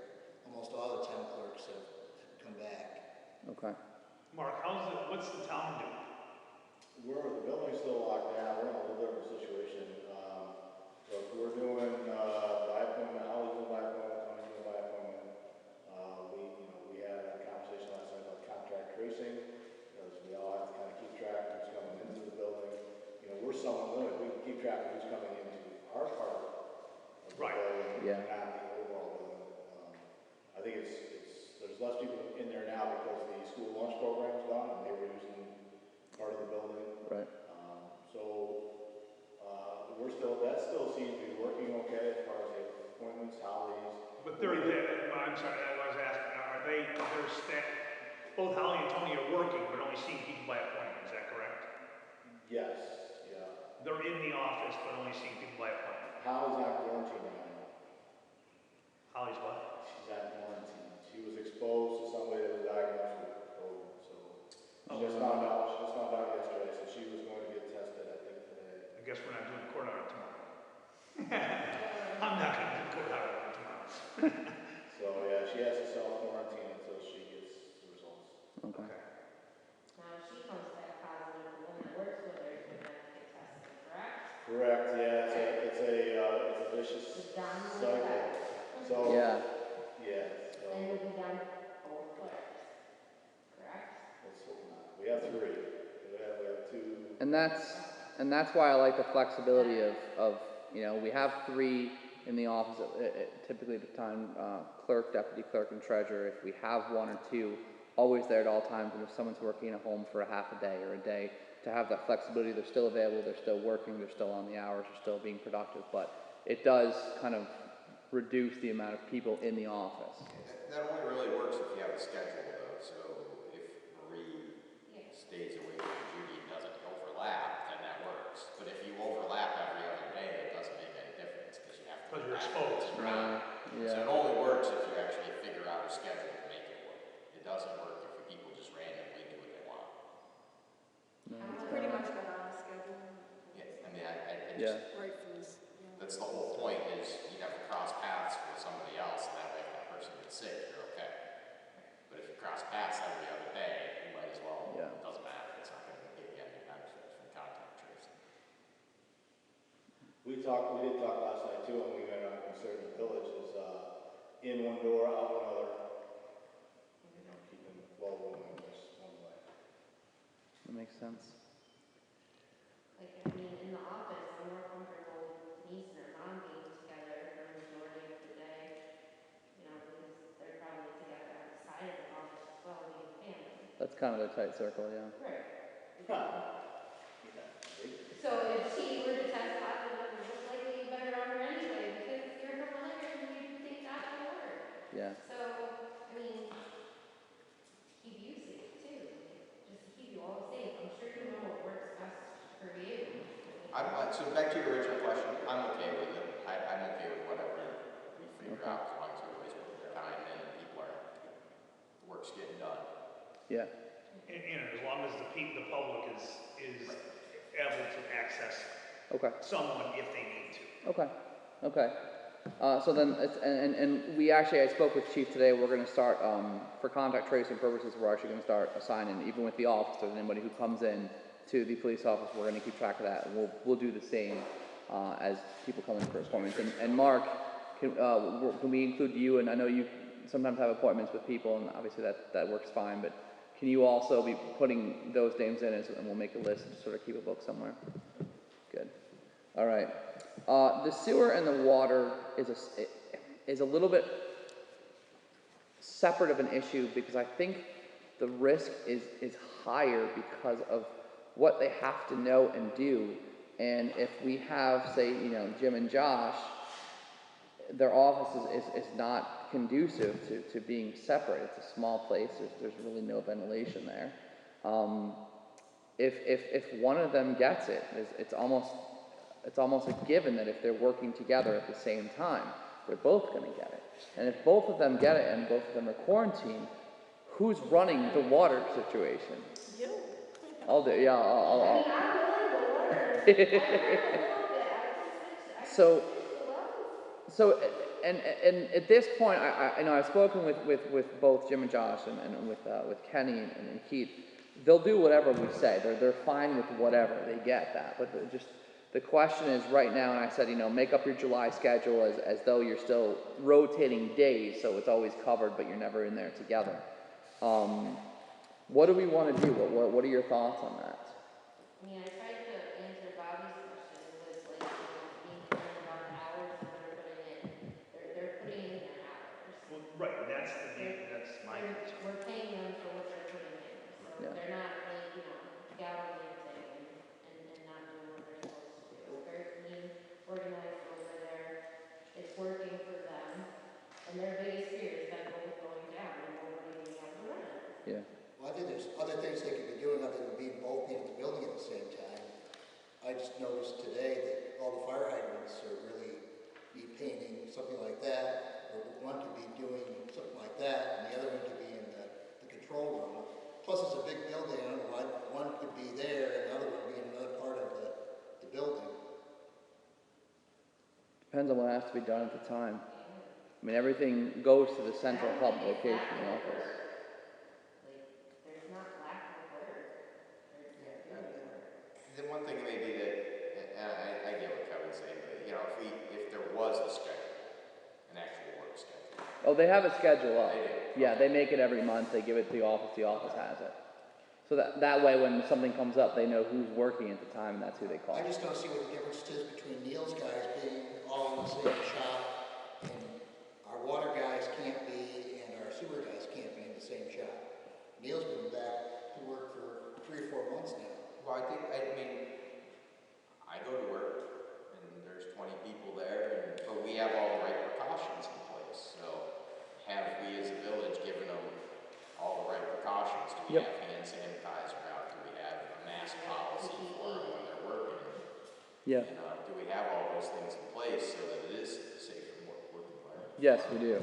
Then it's no different than any other job site where people are going to work. I mean, there's not many job sites where there's only one person in the building. So, Well, it's also a safety issue if you only have one person in the building. Right. That's the other part that piece I look at is, I mean, what if something happens to one of those guys while there's only one there? No one's never gonna know. I mean, that's one bad part about it. It's a huge safety issue if you only have one individual in the building, and especially with equipment or as far as machinery or whatever. We're not allowed to operate with one in the building. Ever. It's our policy. No, we aren't either in the private industry, we can't either, and that's you can't have someone running a pump or anything unless there's another person there, in case of something unforeseen happens. so it sounds like you guys, generally speaking, would be more towards leaning to getting them both back in the buildings as much as their normal 40-hour week dictates, but stressing that please do your best to separate it as best you can. I mean, it's definitely, they have to use good judgment in being in the building at the same time. They need to wear their mask, they need to sanitize and wash their hands, just, what the protocol calls, Maybe there's certain high-risk activities where they both should be there. They don't have to overlap 8 hours a day. Maybe when they're doing certain chemical transfers, you have to give people on site. Well, it's an emergency, obviously, right? Yeah. Yeah, they're going to be together for some reason at some point. I think we just have to make sure we have the policies to keep them safe. Not masks. Right, and it's nothing to do with the individuals, it has to do with the job. No, I mean, whether we're talking about water or sewer, Right. it's the same exact conversation. Regardless. Yeah. All right. Okay, I'll pass these concerns on to them, and we'll talk about getting probably a refined schedule, so they'll have some more time overlapping, but they'll still also distribute themselves across. We should talk to them. Those guys know what they're doing. Yeah. You don't know. Yeah. What comes right now, do it. All right. All right. Thank you. We'll get those changes moving. We'll start opening the village office for appointments not next week, but the week after, just because of the vacations that are coming up. So the call the office and set up an appointment time will start on July 27th, Monday, July 27th. We'll be changing that policy. Okay, minutes, we owe it. I don't think I changed that from the previous meeting, so I don't think that was in May. No, it was June. That's supposed to be the June I got the regular two meeting. minutes, but I never got the special meetings from you, so those still need to. Okay, so I'll get the special meetings minutes, we'll approve those at the next time. This is just for the June regular meeting minutes, which I think you sent out a while back. Any issues, questions, thoughts? I make a motion we accept that. Thank you, Bobby. Thank you, Craig, for discussion. All in favor? Opposed? Carries. Trustee committee report. Let's start on this side. Vanessa, anything? Emily? No, I pretty much said it all. You already said it all, yep. Bobby? Same as well, I just want to talk about the police department with the Yep. review board, that's all. Most of this has already been discussed. Well, do you want to talk about the garbage cans? Oh, yes. I did So the LDC is going to donate 10 garbage cans to the village. We accepted that at the last, Right, yeah. but as of right now, and I don't know all the particulars behind it, because information's a little sketchy, but the way I understand it is, St. Cobain is also donating, they're giving the LDC a donation of $2,000 towards, of the $3,200 or $3,600 of the, for the cost of the trash cans. Okay. And so they're waiting right now, the LDC is waiting on getting the money from St. Cobain. Once that money's been obtained, then we'll get the go ahead and purchase the garbage cans. And they'll be paying. So are we purchasing it or are they purchasing it? That's what I'm still a little confused about. Because what we accepted was. The quote is in our name. It's in the village's name. Yeah, I just got an email from the girl saying your Quote's expired again? Yeah, she said, I probably got it too, I didn't check. But, yeah, so I'll follow up with Bill again tomorrow. He did reach out to me on Friday. But I thought what we approved was the donation of the garbage cans, not the donation of the funds to purchase the Oh, garbage. yeah, no, that's, behind the scenes is the purchasing of it. We're gonna get the money regardless from that. They're gonna be paying for that. But did we accept getting the money or did we accept getting the garbage cans? We accepted getting garbage. That's what I thought. I don't think we're supposed to be touching the money at all. Well, I don't know. What he's saying is they're not purchasing the garbage cans until they get the money. Oh, okay, I'm sorry. That's what I'm saying. Until they get the money from St. Cobain, Okay. they are not going to purchase the garbage cans. I'll follow up with Bill tomorrow and let everybody know. Yeah, I thought they already ordered, but. I may do some Me following too. up on my own with that as well. So can you add that to my list of things to take care of in the next day or two? Oh, I forgot, what about the chicken law? Chicken law, we're going to be meeting next week. I think it was Wednesday evening. And we're going to start talking through things, which means it's a week from tomorrow. So it's 22nd. Yeah, 22nd. It's myself, Vanessa, Myself, Rob. Jason, Sarah, and Carly. Who is, who is Carly Bond? I don't think I know her. She's the bartender at Brown's. Oh, okay, I don't know. She is moving. I understand she's leaving, so we will probably need a new person on the zoning board also, because she is on zoning. Oh. No, because she said she'll be at the meeting next week. Yeah, she had it on Facebook, she's relocating back to New York City. Oh, okay. I heard that from, yeah. Is that coming soon? She put it out there, it's out Okay. there public knowledge, so. Well, if it's Facebook official, you know what that means. Well, yeah, my conversation was Right, yeah. But Okay. yes, so that's what we'll meeting next week. Yeah, and Annie got me a lot of local municipalities in the region chicken laws, and I'm going to send those out in the next day or two now that we have our meeting squared away, so people can start reviewing what's existing, and then we can basically come up with our own recommendation that we'll bring to the board and say, here's what we're thinking we'd like to recommend for chicken law, and then we'll go through the local law process. So in terms of this season, obviously the season is come and gone, but if we go through the process now, we can plan ahead. So assuming we come up with a plan that the community is in favor of, the board's in favor of, and we go through the process and prove it, we may know by the end of this calendar year what the chicken laws are set for, and then people can start planning for next season. But there's some people who are already ahead of the game, so. Wouldn't surprise me. That's Oh, fine. no, I just walked by a chicken coop coming down the road here. I see nothing. I wasn't going to raise it, no, All right. Craig. Health and Committee, just wanted to thank Neil for clearing the streets up in my neighborhood the other Saturday night. There was a tree that fell across the road, and Neil was up there within, I don't know, half an hour clearing it out with his big new toy. That reminds me, Neil, the lady who on one without the churches, it's Main Street. The one who wanted to get the hedge clearing, she called today and thanked you guys for doing a great job on clearing. It was hedges on like a bank-owned house that was overgrown and was causing issues with backing out onto Route 22. So. Neil, What's that? I have to do that every time I head one without the churches is you did named. take care of that sidewalk, correct, on the corner of Wilder and Snow? The sidewalk that we were going to, remember, we made a motion last year to replace across from Mark's house. That's done, taken care of, correct? And you heard no review from him at all, or, okay. Oh, that was it was a temporary thing last year, but the permanent thing's been done. Which that was better last year than the concrete work. What's that? This year, that's a black looks better. Oh, that sounds great. Oh, you got a new piece of concrete going on to junk sidewalk. Yeah, you're right. You know, Okay, I just wanted to make sure. I knew you told, I saw the form. I just wanted to make sure. You went there. Craig, anything else? No. Kevin? Working with the state on the crosswalks in the village that they're responsible for. It's been a couple weeks now.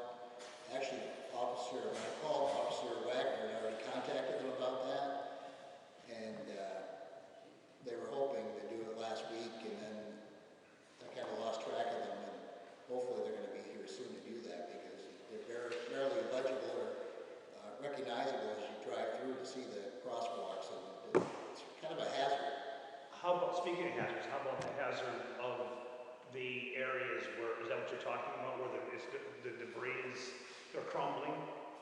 Yeah, I had a company come last week and look at those, but they no longer do that. So I talked to Mike Danforth, who's a DOT engineer, and he's going to look into finding some other contractors and maybe able to replace that. Thank you. Include cutting down those signposts that are... I think Robert Warren of DOT would be responsible for doing that, wouldn't he? He's head of the local sign division, or... Are those the little ones that stick out like 2 inches? Yes. We can't do that ourselves? kind of, there's state signs.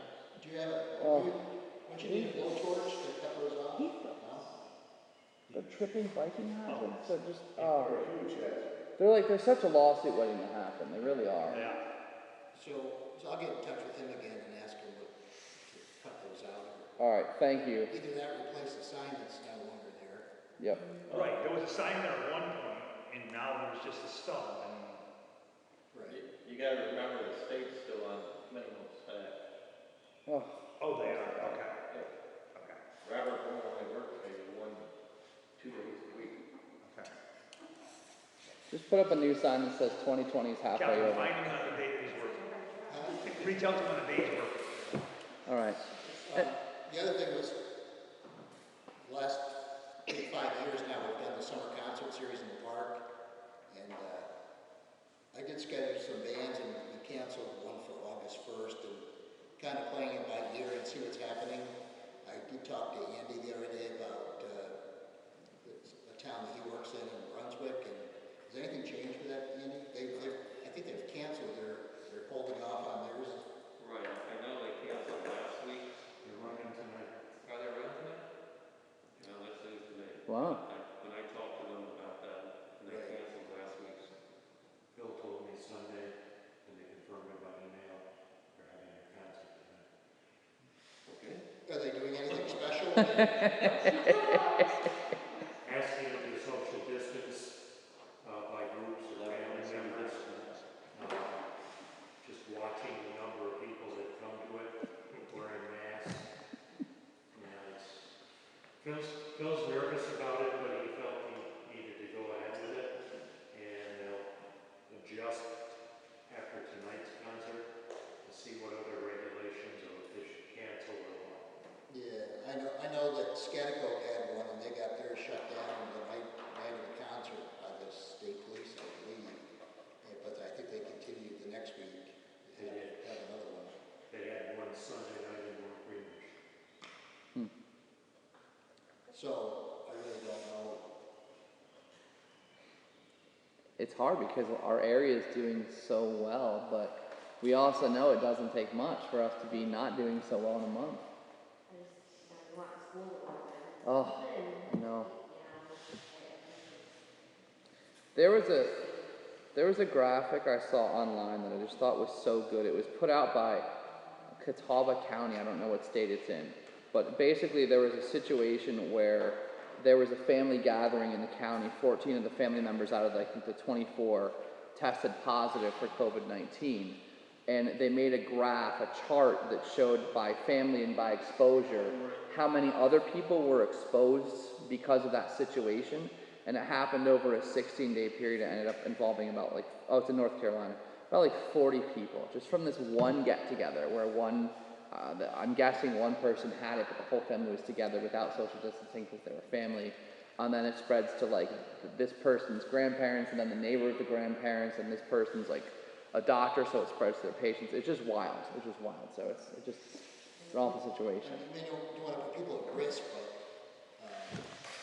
yeah, we just have to see what's happening in those other communities. And, Yeah. I mean, there's only 2 still left on the schedule. I think he contacted you. You got that, right? Yeah. Okay. That was scheduled for August 29th, I think. And the other one is July 28th, I think, or something like that. So are those still on at this point?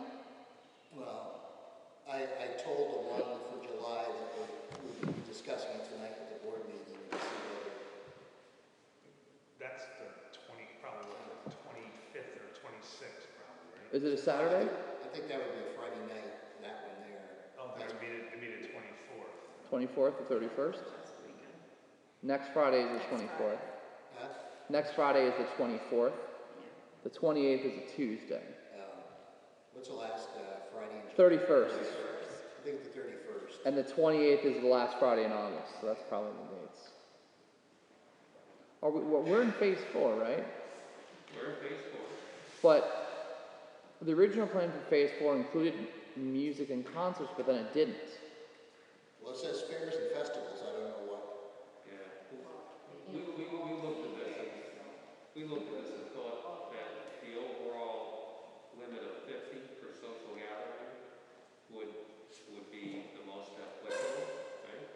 Yeah. And then trying to maintain social distancing and masks. And I know at least in Brunswick, what they're doing at town hall, as we did tonight, is anyone coming into a public building or a public event needs to fill out name, contact information, or contact tracing. There's a lot to go into it, and the example is if you get a flood of people in, what do you do? Where is you might get White Creek, you could get Bennington, you could get anything. Do you tell people you gotta leave? And it becomes, you can do it. These are some things to think about as a municipality. I don't think the state's been very great about giving you guidelines or anybody guidelines on the number of people that can attend different events because they said fairs, festivals. So what's that mean? 3,000 people at a fair or a festival? Yeah. Yeah, I'll agree with you that a lot of times they come out with things, but they don't have clear guidelines, and those come out later. It's kind of like they've thrown the paper airplane out, and now they're going to crash the paper airplane while it flies through the air. Make it a protest, and here you go. There is that. There is that. So I guess then the question is, are we, as a board, still good with the concert on the 31st of July?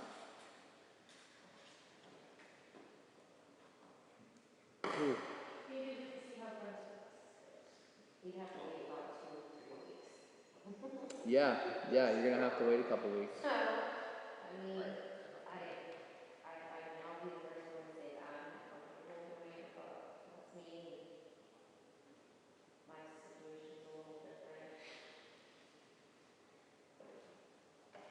I'm also not comfortable with it, but I'm also gonna recognize that I tend to be very conservative about these sort of things, and that's been our family approach on things. I think I'm kind of uncomfortable as well, just because there's no way to police it, like Andy said. Okay, what's the maximum number? What if we get over that point?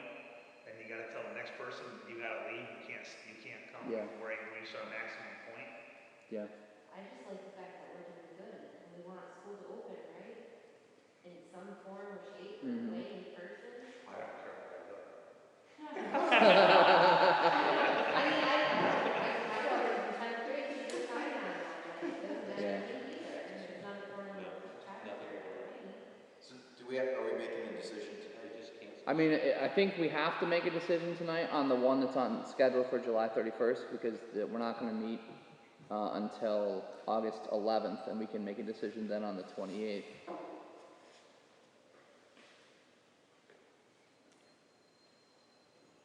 I'm sorry, I didn't have a I mean, at this point, personally, I could care less because, it's just so tainted anyway.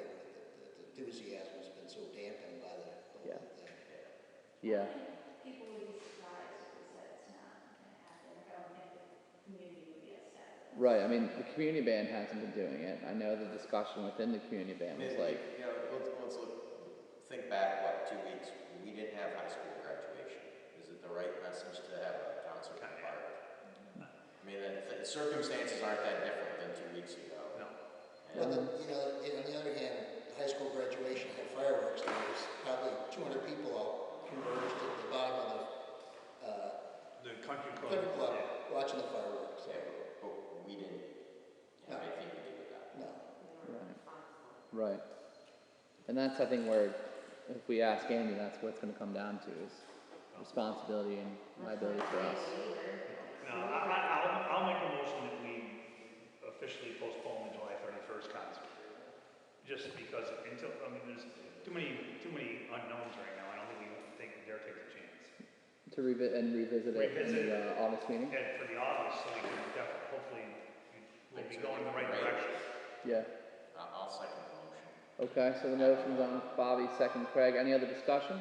The only thing I want to say is I feel bad for Kevin because Kevin's gone through the work of organizing these events and everything like that, and they have to cancel them, but I think people will understand. No, I totally understand that. I know you do too, I know. It's just, I feel bad when you go through the effort of organizing this, and you do a great job at it. I feel bad that we have to cancel. Well, that's why I haven't really publicized it except on Facebook, Okay. because knowing that it might not happen anyway. All right. Any other discussion? All in favor of not having the July 1 to revisit in August? Aye. Abstention from Kevin? Any opposed? Okay. All right. Thank you, Kevin. Anything else on your reports? No. Okay. Thank you, Kevin. Better. Ben?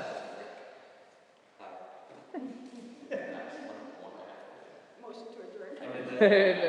Sorry. All right. I'm into my fourth month of captivity.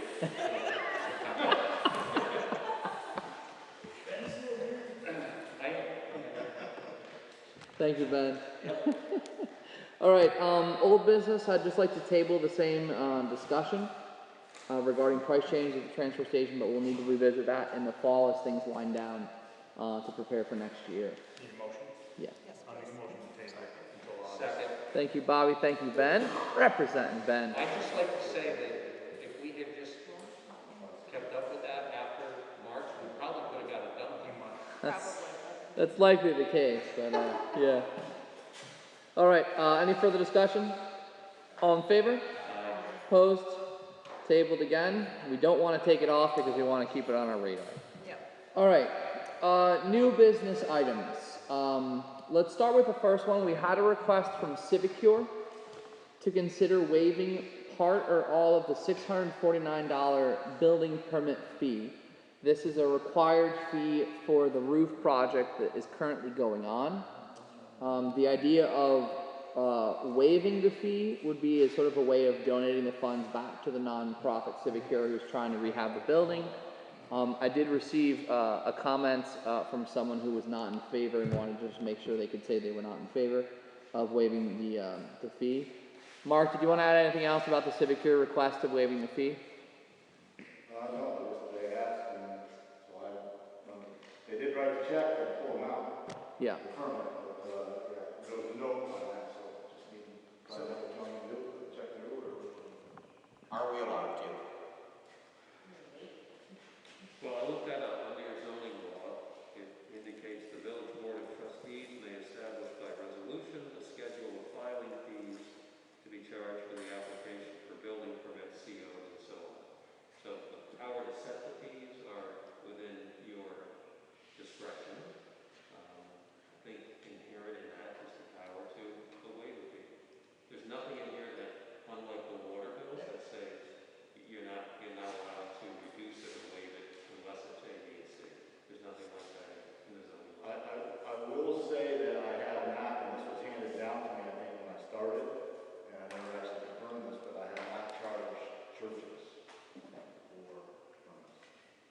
Is the 649 price tag, is that like a percentage of the cost of the job, or like where did that number come from? Based on, yeah, based on the way it Okay. is, like $75 and $2 for every thousand.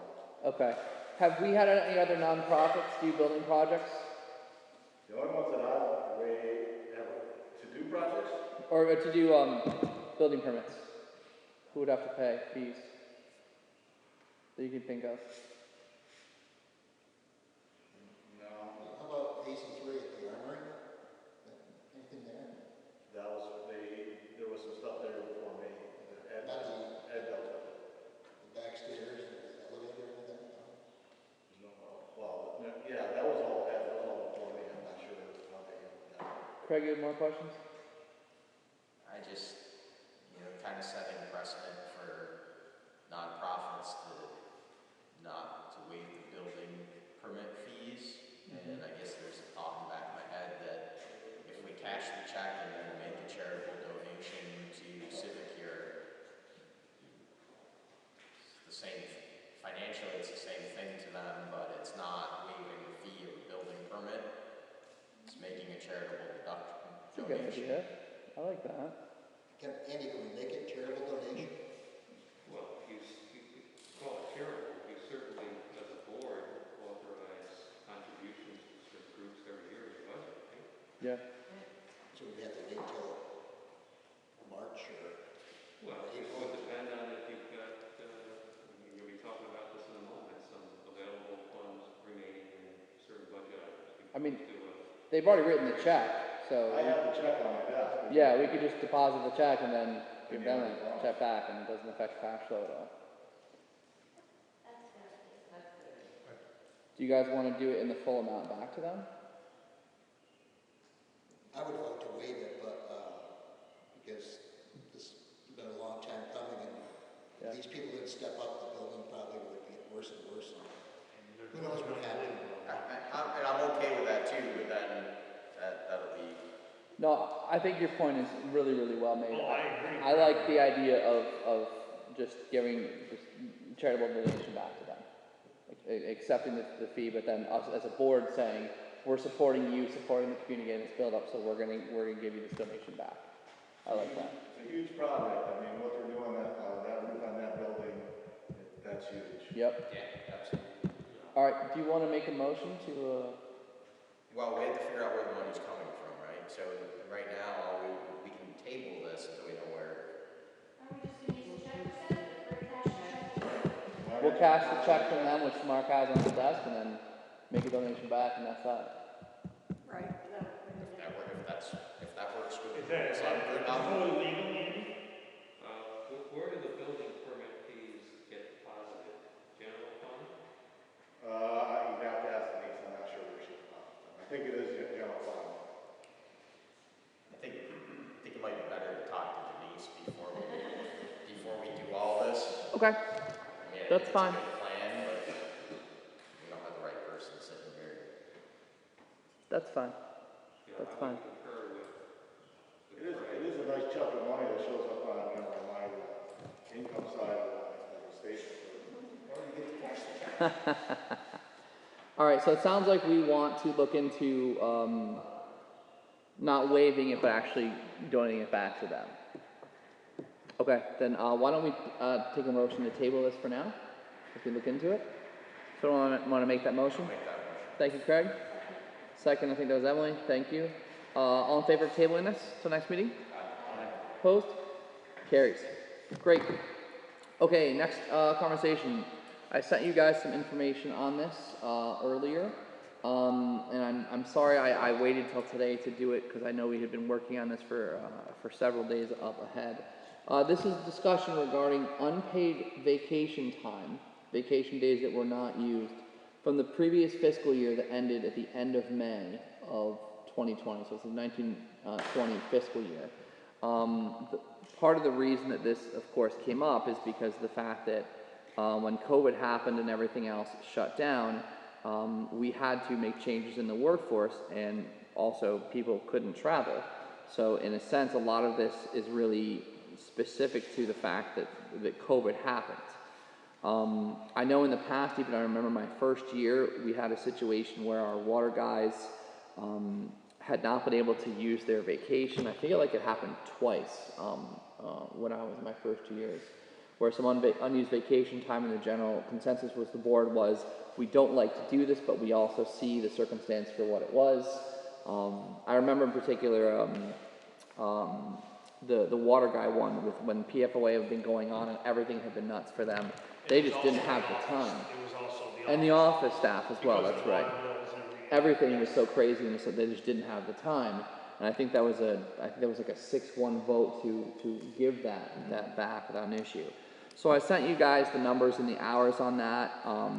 Between the 3 DPW employees and the 9 salaried employees, 2 water, 2 sewer, and the office, DPW super, and code enforcement. It came out to $17,000, a little over $17,000 to do this. We had had some conversations, you and I think, with Andy and Elaine in particular on the DPW employee side of things because of the contract as well. And this sounded like this made sense. It was the right way to do it. So I guess that's what I'm bringing to you guys as a board. When I sent you the breakdown, I explained how it would come out of how it would be adjusted in the previous fiscal year. That will happen later because Denise is actually still getting a few bills from our favorite solar people from the previous fiscal year, so she's still making final changes to last fiscal year's budget, and assuming we pass this, they'll include that in there. We have the cash flow for it. All it's going to show is that we ended up spending more because we allocated a certain amount of funds for salary and vacation time, and this will be in excess, but it is what it is. I actually think that as we are keeping track of our COVID-19 costs, I think we have a legitimate argument of saying this circumstance arrived because of COVID, and I will be advocating for this cost to be in those costs, so that if there's ever an opportunity for local governments to get reimbursed from the state or federal government on COVID costs, this is something that I'll be putting in there. So, any thoughts, questions on what I sent out? No, I think can we word, I'm in favor of making a motion that we pay them for their unused vacation. Can we make it so that we're not setting precedent? Mm-hmm. We said that the last time, a couple of years ago, but I mean, it's unforeseen. In light of the COVID situation. Include that in the motion, Andy? Well, what I'd like to confirm is this one results in certain changes to appropriations in your approved budget. Coming out of this, coming out of that line, right. You have the authority to do that, but what the law technically says is it should be through a resolution, not a mere motion. I don't want to get technical on this, but the village law says you can do it by resolution. I think it's a good idea to get a consensus on what the board feels. Okay. And then Denise can figure out final budget appropriations and draw up a resolution that highlights the fact that this was, in your opinion, a direct result of COVID. Okay. It's because of that. It doesn't serve any precedential value from just a straight budgetary standpoint or policy standpoint.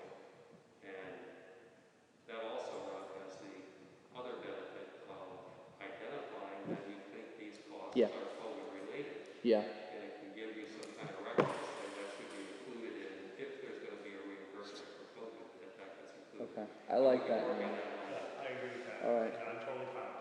How are you guys with that approach? I'm good with that. I just don't think it should be expected.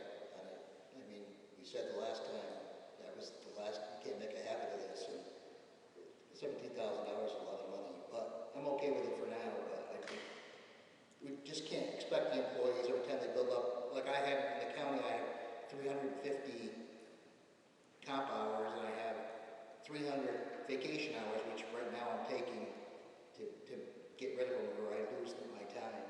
Okay. Yeah, it seems like we might have a policy gap somewhere that we probably should have a real answer of what you're supposed to do with unused vacation Well, we don't have a policy gap. The policy is that you're supposed to use it at the end of fiscal year. We just keep having these really weird situations. But then we need a better policy that deals with the fact that. We also have to deal with the union contract as well, right?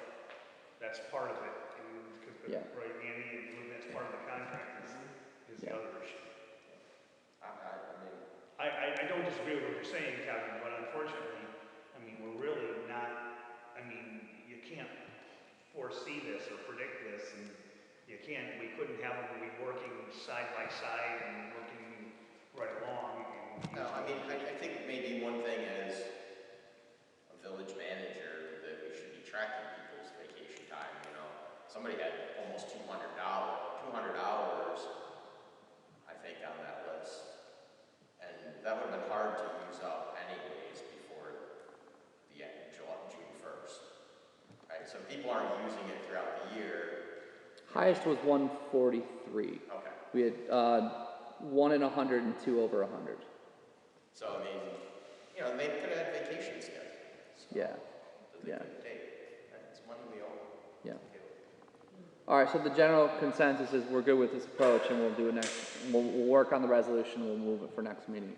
So, Neil, can you tell your guys that's what our approach is going to be, and it's going to take a little longer. And we're sorry, but we need to make sure we do this in a thorough and proper way that gives us a shot at it. Also, We should make sure we take a minute to look at the tax impact of how we pay that check out too. You don't want to bump somebody up into the next tax bracket from giving them 4 weeks pay in one paycheck. What does that do about it? That's a valid point. You're right, because if you put 4 weeks paycheck into one check, you're going to definitely put them in the higher tax bracket where there's going to be a larger percentage of taxes coming. I don't know whether there might not be any way around it. would it be something where we could disperse it over a bunch of different pay periods? We can look at that. Okay. It's something Denise could probably calculate, right? I don't know whether it's a real issue or not. And I don't know if individual employees could mention that, like, well, they're fine to have it in a one lump, or they'd rather. 20 hours, probably doesn't make a big difference. Yeah. It's 143 hours. I agree with that, Craig, because I know, for example, last year, I didn't have my evaluation until 6 months later, so I got one retro check. Okay. And of the 6 months increase, I got about $300 when it should have been a hell of a lot more. Yeah. You get just taxed to death. So we could just ask Denise if there's anything we can do. Maybe there's nothing. Could you make note for me to reach out to employees? And Neil, I'll reach out to you as well to reach out to them to find out how they would want that. If they'd want it in a one lump thing, or if they want it over a few different paychecks. And then we'll get that information and bring it back to you. Yep. Okay, and we'll build that into the resolution as needed. Might not be any choice. When you reach out and ask, just indicate we're still looking at whether it can be done, but just money. If we can do it, how Okay. would you like it? Okay. That makes sense. All right. In which case, we only have this on the agenda as a discussion, so we've had a discussion. I don't think we need to table this or anything like that, because we'll just have it on the board meeting for next time. The next discussion was related to flood bonds. This was a situation that came up that as we talked through, it just became worse and worse. The quick backstory is we had our flood in June of 2017. New York State had flooding across a large area, and it wasn't just New York State. It hit the threshold of a FEMA disaster declaration, so the state requested that FEMA declare it a disaster. FEMA said, we're not going to declare this a disaster because it wasn't one event, it was a bunch of little events over a couple days.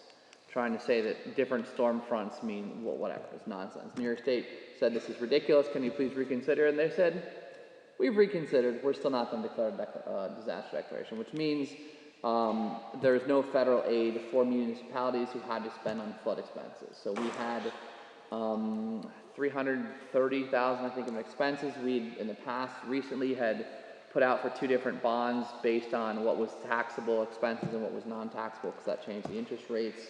The time to have our first payment was here. Initially, we were thinking it was going to be more than it was, but we know that the payment has to be after talking with Tom Meyer, who is our bond counsel. Somewhere between $12,000 and $14,000. We in the office, when we did the budget, had originally assumed that we would just basically add this into the village water bills, the water sewer bond, and so on and so forth. Once we got to the logistics of setting this up, we realized several fatal flaws. We can't add a sixth line into the building without recreating the actual way that the building is done because of the way the program works. Also, for every single invoice that we send out and come back, that means a village staff person has to enter the invoice into the software, which means that's 1,500 entries into software 3 times a year. And I just got thinking, boy, this would make a lot more sense if we could just pay this through the budget and not have to worry about all this and all the extra work. So we walked through the situation in the budget. We looked at some numbers, and we came up with what we think is a plan to get the $12,000, which is the minimum payment. We could pay more, like $14,000. That just means more goes on the principal and it's less later. But with the circumstances that we have right now, I think, and this is not normally how I think, but just because of everything going on and the shortfall coming from the county sales tax, it would make sense to do the lowest amount now. And we can budget for this next year and know that it's coming. I found about 5 different line items where we were thinking about taking the funds and moving it so that we don't have to do this. We don't have to make the decision on this tonight, or no, we don't have to make the official motion on this tonight, but we do need to have a decision if this is the way we want to go so that the office staff knows. Andy, we talked about this earlier, and I think that you said this would require some sort of formal budget, some motion. Again, the same approach, which is your proposal would be to take monies from other line items in the budget and use it for that purpose. It does require a resolution. So Okay. like a year end, like we do at the year end, a budget transfer at the year end from one fund to the other. So we don't have to have the fine details worked out tonight. We don't even have to go with the numbers that I sent. We can discuss that at a later time. But we do need to make a firm decision tonight as a board that I would like to make, and I'm asking you guys to support this, to simply budget this and not give this out to the taxpayers on another bill for like $4 or $5. Well, and we're not actually budgeting it this year. We're paying it from excess monies that are in the budget. Yes. So even better, we're not adding more to the budget. Yes. So I'm completely in favor of it. Okay. So I'll make a motion that we do as you proposed in our email to us. Okay. That we go forward and so it's no extra burden on taxpayers. Okay. So we'll have a resolution for the next meeting. Yeah. Will we know where the money's coming from? We can discuss that now or further in email. I thought your explanation was good. Yeah, I thought so too. I did want to have a further conversation on what do we want to do about the band concert funds. We had $2,350. I proposed taking $1,000 out of that to use for this.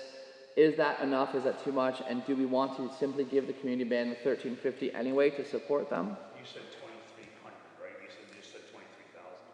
He means 100. You mean 100, right? Yeah, 2,300. I'm sorry. Sorry. Woo, that would change things. Mama's got some new tubas. All right. I read 2,300. Yeah, 2,300. So, what are your guys' thoughts on giving the community bands the $1,350 that would be left over? Is that something you guys think would be good, even if they don't perform this year, which is seeming more and more likely? When does the budget fiscal year end? It's May 31st. It's June 1 to May 31st. So you're talking about money that's left over from last year? Or No, this is this current fiscal. This is this budget. I feel better having that conversation when we've gone through and spent most of the money and see what's left. Okay. We don't know what's going to come up, right? Right. Did we put money aside for the restoration of the bandstand for the? Yes, and that's still there. That I haven't touched. Can we add it to that? Because I know like, if we do give it back to them, that they didn't have enough money, I don't think, to even complete the whole project. That's a conversation I can have with Bill if you guys want me to follow up on that and say, look, we have some funds that we'd set aside for the band. We could either give it to you guys or we could throw it into the gazebo. What's your thoughts? But if we do that, you're gonna find $1,350 from some other fund right? No, I don't think so, because he was only using a portion of the. Right, I'm only going to use a portion of it. Right, but you're only, the portion was $1,350. No, the portion we're going to use was $1,000 and leave $1,350. Okay, got it. Okay. Yeah, I mean, So it's I only think $1,000. it's the right thing to do, I just think Okay. I'd feel better about it. Or if it's not happening, just use all the money and take less out of something else. Well, I mean, we can make that decision in August, in the August meeting, because we'll know more by then. Where's that? The more principal, the better. There you go. If it makes a difference, the town's gonna pay them what we normally would pay them, community band. And if they can choose to use those funds on the bandstand if they want, that was the logic. Okay. All right, so it sounds like we're definitely not going to be billing people individually, and we're all good with that, and we'll work on the details for next meeting. Yeah, definitely. Do you guys want to bring anything else out with the numbers that I brought up? That's fine. Okay, and we'll discuss the band one as well next meeting. Yep. All right, don't need to make a motion on that, so that's fine.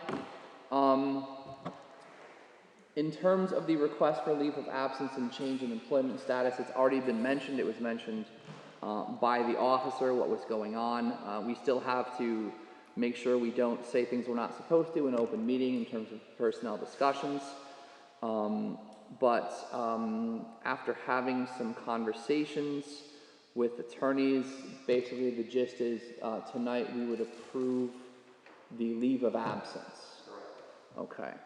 And then anything further will happen at the next meeting, because that's around the time when the leave of absence would be ending. It would be ending a couple days after the next meeting, so that's all we need to approve for tonight. Changing at that time. Yep. So with that in mind, let me find that. I'm assuming it's okay to say the name of the individual. Okay, for this. I'm looking for a motion to approve a leave of absence for Officer Corey Wagner beginning July 16th and running 4 weeks through the end of August 12th. Second. Thank you, Emily. Thank you, Bobby. Just clarify, it is unpaid. Yeah. Unpaid leave of absence. Yeah, as requested. Any for discussion? All in favor? Aye. Opposed? Carries. And that's it for that. That's all I have. Is anyone else? Can you check to make sure the American Legion did get their check for the, did it go out? Or it's going in the mail in the morning, I'm not sure. Yeah, they keep asking me about it. Okay. Can you tell them that the check will be there shortly? Yeah, I The other either thing put is it in the the- mail or I have it out to put it in the mail. Okay. I don't know if Denise brought it up to you, but our chamber dues are due for the Rensselaer County Chamber of Commerce. And I personally don't think, and I know a lot of people don't, that the Rensselaer County Chamber does anything for the village of Hoosick Falls. They were regular participants for years with Hoosick Rising and our local Chamber of Commerce, and they would actively participate and help us out with a lot of things. And once, a couple of years ago, they changed executive directors. They said, we're not coming to Hoosick Falls anymore. We don't care about Hoosick Falls. So that's not exactly their words, but Yeah. they want our money, but they didn't want to help us out anymore. I know a couple years back we had a discussion, a somewhat vibrant discussion of keeping them, but it sounds like, Kevin, you do not want them. No, actually, I think Hoosick Rising is our de facto Chamber of Commerce, and they do a lot more for us in this community than Rensselaer County Chamber of Commerce. And I'd rather see us give the money to Hoosick Rising than give it to Rensselaer County Chamber of Commerce. I agree, because we should know we're getting something in return. I agree with that wholeheartedly. I think that's right. You guys had decided to do that. We'll check back and see if we've decided to do that, and if not, we'll put it on the agenda to make that change in the budget. Actually, Denise put the check in there, but she wanted to be discussed. Is that the To the Chamber of Commerce, it's due. So we want to pull that check. Absolutely. So that's the action that needs to happen. You have a check? It's in the file. There's a voucher in there. Can you tell Denise to make sure that we don't pay that, send that check? Okay. Well, yeah. Does that require board motion? No. I don't think it does. Okay. Thank you, Kevin. Any other business? Motion to adjourn. Thank you, Ben. Thank you, Emily. All in favor? Opposed? Thank God No. it's going to be a short. Yeah, short meeting, sorry. Meeting ends at 8:26.